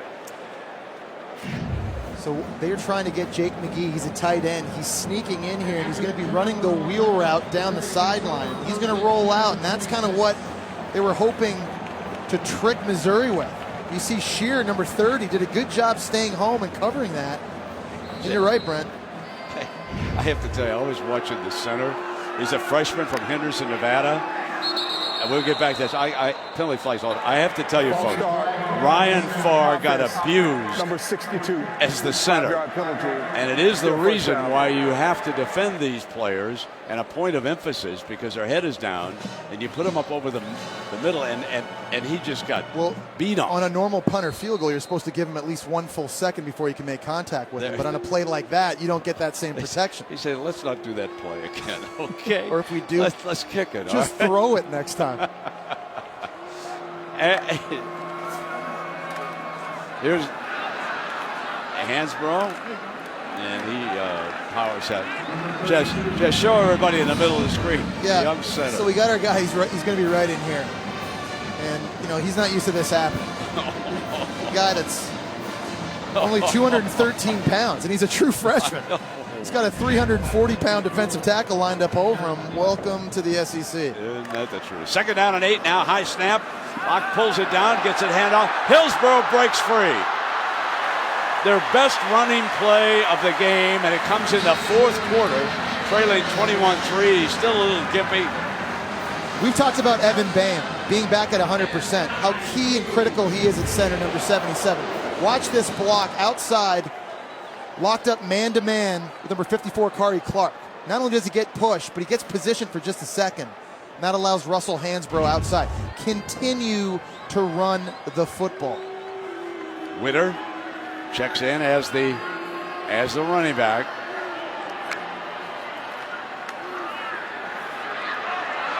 Deep, got a man, overthrew him. Ray Wingo was open for a flash down there, but there were a couple of defenders closing, and he had to be careful. And number 20's been all over the field, that junior from Melbourne, Florida, Marcus May. Yeah, he was a guy that was suspended at the start of the season. Disciplinary action, and another example of being fully loaded when they've gotten these guys back on the field. When Keanu Neal came back from his leg injury, they've been good. 2nd down and 10, they bust another running play. This one with Witter. Down to the 31-yard line, and they're starting to dial up the runs. Nick Washington makes the tackle. And they're having their most success on the left side of this offensive line. Brad McNulty at left guard, left tackle Connor McGovern, and Evan Boehm at center. And they go back to that side. And Witter across the 30 to the 29, and Daniel McMillan this time. The good news is, if they keep having success with these run plays, they can mix in some play action. They haven't had a lot of success taking shots down the field when it's been a straight 5-step drop. But all of a sudden you put a ball fake out there, fake a handoff, linebackers and safeties creep up, especially with this aggressive defense. Hansbrough checks back in. Play action. Deflected, incomplete. And here comes your 3rd down. And you all know what's happened to the Missouri Tigers tonight on 3rd down. They're 0 for 11 tonight. 0 for 11.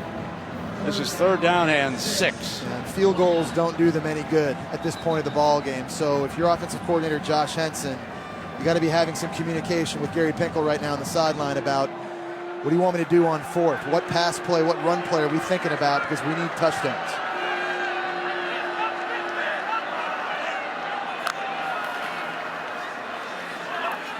Over the middle, incomplete. Here's the 4th down. And obviously Mizzou trailing 21-3. 11 and a half minutes to go. You know he's going to go for it. Yeah, he has to. And someone's just going to have to make a play. Somebody in the perimeter of the field. You talked about inexperienced receiving group replacing their top 3 receivers from a year ago. Jamon Moore, Nate Brown, whether it's tight end Jason Reese. Someone has to win a one-on-one matchup against a very good defensive back or linebacker. They're going to have to make a play for Drew Lock.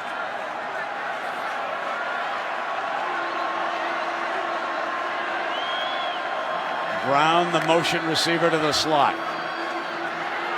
Hit on the release, and the Gators will take over. At the 29-yard line, there was pressure coming from big Jonathan Bullard, and the Gator coaching staff is so pleased with Jonathan Bullard. He said, how many times does a player volunteer to become your 3-technique rusher? There he is, on top of the quarterback. Gary doesn't talk about suspension, doesn't give details, and he said when he hands out the depth chart for the Georgia game next Monday, if his name's on it, you'll know he's playing. What that means is he's going to have a meeting with Mock on Sunday, and we'll see if the veteran is reinstated in time for Georgia. If not, Drew Lock will start for the third straight game. It's as simple as that. So here we go with the Gators now. They lead it 21-3. Will Greer, the quarterback, fires complete into that middle of that area where he uses his big fellas. Jake McGee again, Jess. I really think that Will Greer early this year has really gained the respect of his teammates. He's only a freshman. Remember how tough he was on the road at Kentucky, playing hurt late in that game? Absolutely. And then how clutch he was against Tennessee with all the different fourth down conversions.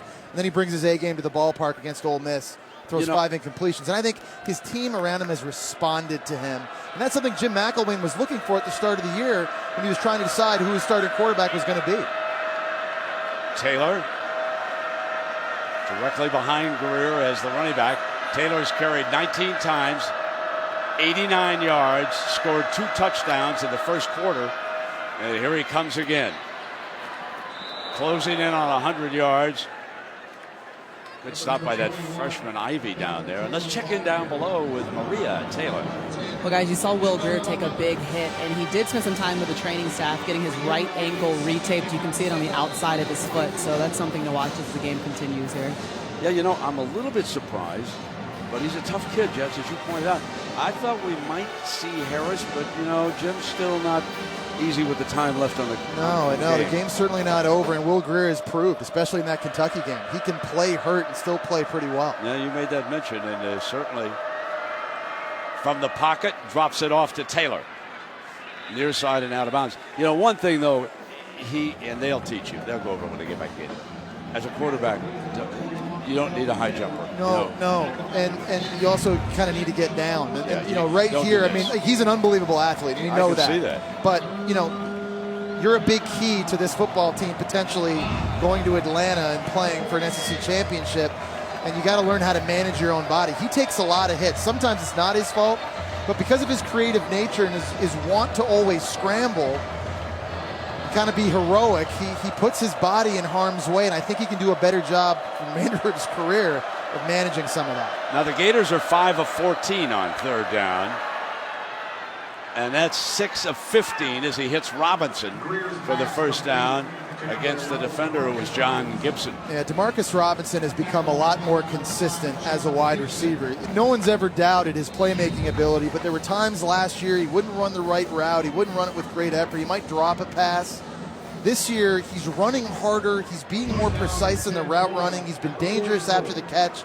He's just, bottom line, been way more dependable. Ball at the Missouri 44-yard line for this 1st and 10.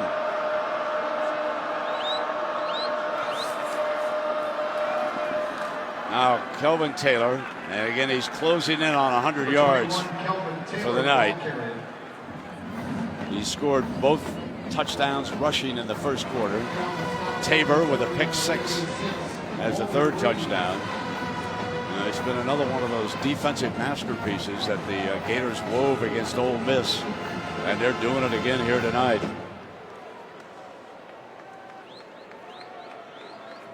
Interesting, both coaches mentioned, Jesse, that they've played enough games this year that you're starting to spot tendencies of teams. So you have to go in and check your own tendencies. Both McElwain and Coach Pinkel mentioned that in our conversations, which I found interesting. We'll throw this one away downfield. And there's an example of Greer understanding the play's over, throwing this football away. There were a couple times, I think, earlier in the season that he wants to try and make that free rush end miss and see if he can come up with a big play. But right here, Augusta, defensive tackle, he's on you, plays over, live to play on 3rd down. It's a smart decision by a redshirt freshman quarterback, and only his 6th game. Impressive. That's how you describe it. 3rd down at 9.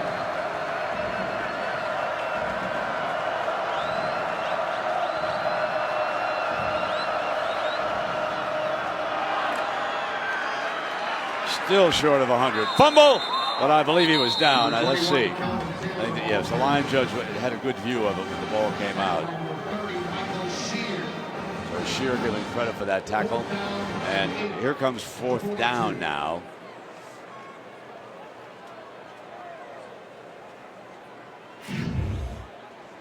Another look at this is Taylor's kind of going to the ground. Yeah, left elbow touches down first, way before that football comes out.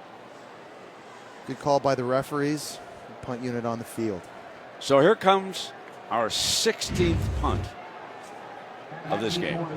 It's like when you watch on Sundays and you watch the Steelers and Ravens back in the day, these defensive wars, it's exactly what this game has been since the second quarter.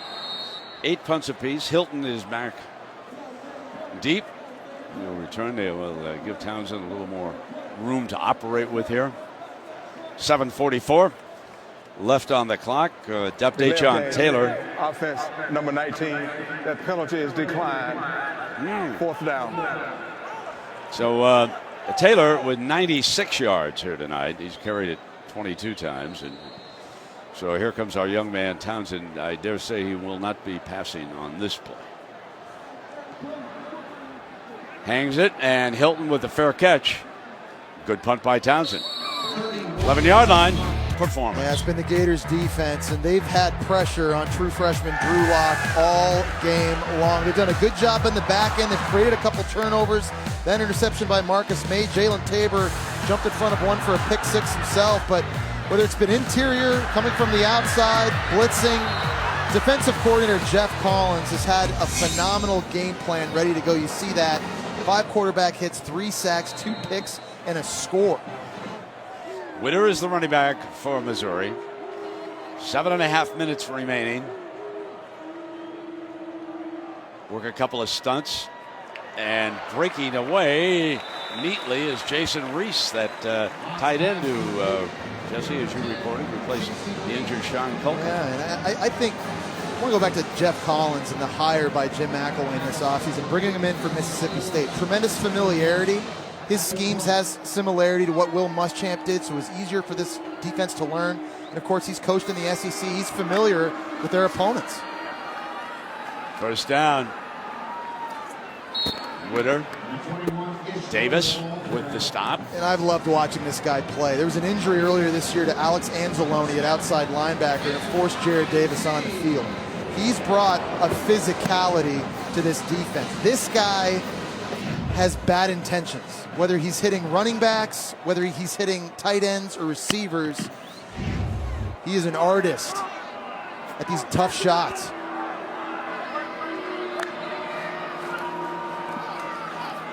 Lock.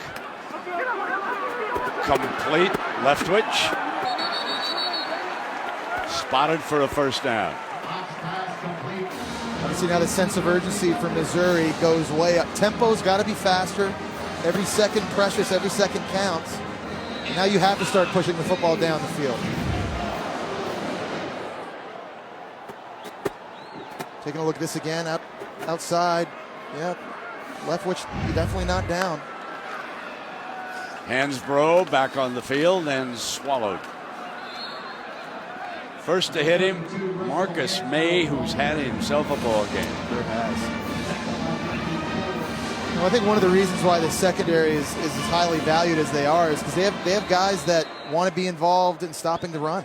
We got an injured player down on the field for the Gators, and I believe that's Morrison. He's the leader of this defense. And I have to tell you, folks, he's a remarkable story. His ability to work through that major surgery, and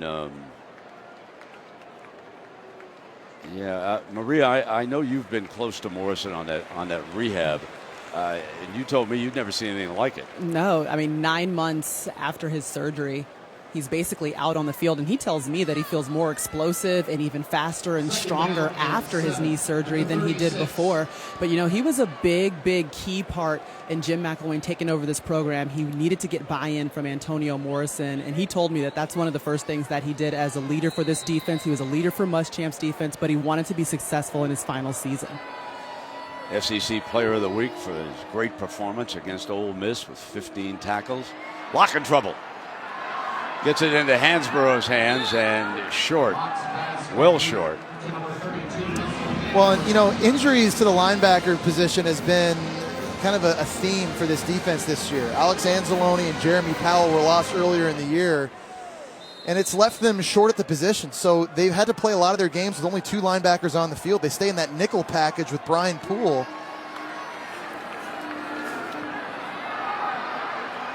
Oh for 13 on 3rd down. Leftwich the target. Quincy Wilson had coverage. Just a great job by Quincy Wilson, who's physical in his own right and has really good size at 6'1". Just step for step, looks back, locates the football. That's clean. Whether it's been pass rush or coverage, this defense playing almost as close to perfect as you can tonight. Fatoni's going to punt, but there's a different deep man. Hargraves, who started the season, signals for the fair catch at the 19-yard line. Vernon Hargraves said, man, I really wanted to scoot and boot on that one. Game here. Missouri leading Colorado 31-27. Colorado with a 1st and goal. 1 timeout remaining. Charles Johnson spikes the ball. Stop the clock at 28. 2nd down. Eric Bieniemy stops short of the goal line. Timeout now is called at 18 seconds. But look, the down marker didn't get changed. They think it's 3rd down. Eric Bieniemy tries to leap. Stop. Now 4th down. He spikes the ball. And they get the 5th down right here. Johnson crosses the goal line for a TD. Colorado runs it to gain a share of the national championship. The man was Rich Montgomery, and he felt worse about it than anybody. But guess what? He hasn't missed since, and he's still working here. Nice going, Rich. And Maria, I know you spoke with the man earlier. I did. I told him that we were going to run those plays, and he laughed, but he was a good sport. He said he'd rather be infamous than famous, and it felt super surreal when it happened, and he got a little sick to his stomach on the way home, but he's glad it happened to him and not a man of lesser character. His exact words, guys. Well said. Exactly. So Greer hands off now, and that's Taylor. And the Gators trying to get him to that 100-yard mark, and Mizzou saying no way. Yeah, well, remember, Kelvin Taylor this year was supposed to share carries with a running back named Adam Lane, who was the MVP of their bowl win last year in the Birmingham Bowl, and Adam Lane went on to transfer to Eastern Kentucky, so Kelvin Taylor's workload was going to go way up.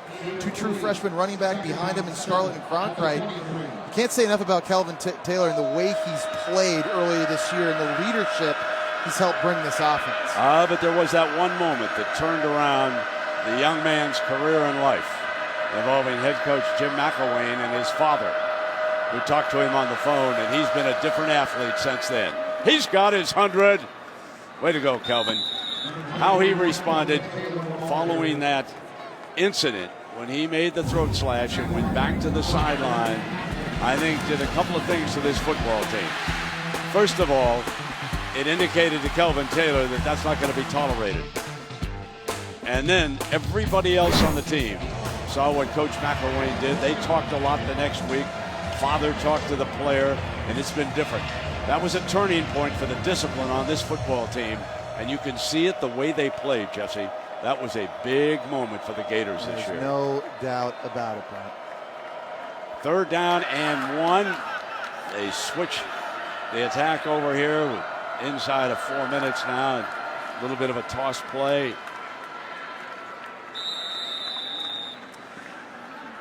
Brent, big picture, I really think this football team is bought in and is continuing to buy in to Jim McElwain's message. At this point in the season, he'd be the SEC Coach of the Year. He's got the Gators ranked back in the AP polls for the first time in 29 weeks. And not only are they playing hard, but I think they're learning to prepare hard.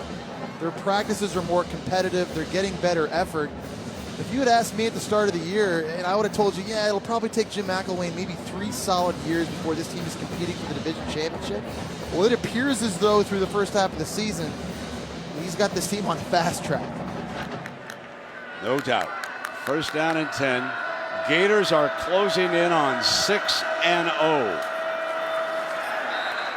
How many did he give back on this one? He only had 104 yards. Next week, Just said all hands on deck at LSU. That's going to be a barn burner. Then they draw Georgia down in Jacksonville. So the next couple of weeks. Yeah, two games. They're going to have to play great run defense. There's no doubt about it. The interesting thing about LSU, there hasn't yet been a game that their new quarterback, Brandon Harris, has had to throw the football to win. And I think this Florida defense is physical enough and good enough to slow down Leonard Fournette in the rushing attack. With their secondary, this will be a real test for Brandon Harris playing at home in Death Valley to beat the Gators. It's going to be a great matchup. 2nd down and 14. And Kelvin Taylor may be giving it back. But I'm still impressed with the Gators and just how mentally tough of a team they are. We talked about that emotional run. East Carolina on the road, Kentucky, come back against Tennessee, and then Ole Miss last week. And you just wonder when sometimes a young and inexperienced team runs out of gas or gets too hot. But they come in here on the road, playing a 2-time defending division champion. You can see they're coaching hard. Players are playing hard. Their defense to post a game like they have tonight, giving up only a field goal. This is a good outcome. This team continues to improve and continues to impress.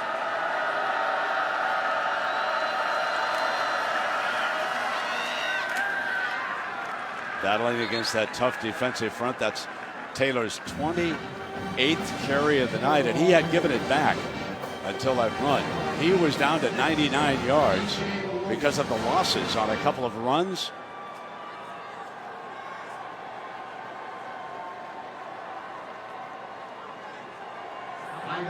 Strong game, man. Strong game. No doubt about it. Johnny Townsend. And here is Cam Hilton, the freshman from St. Louis.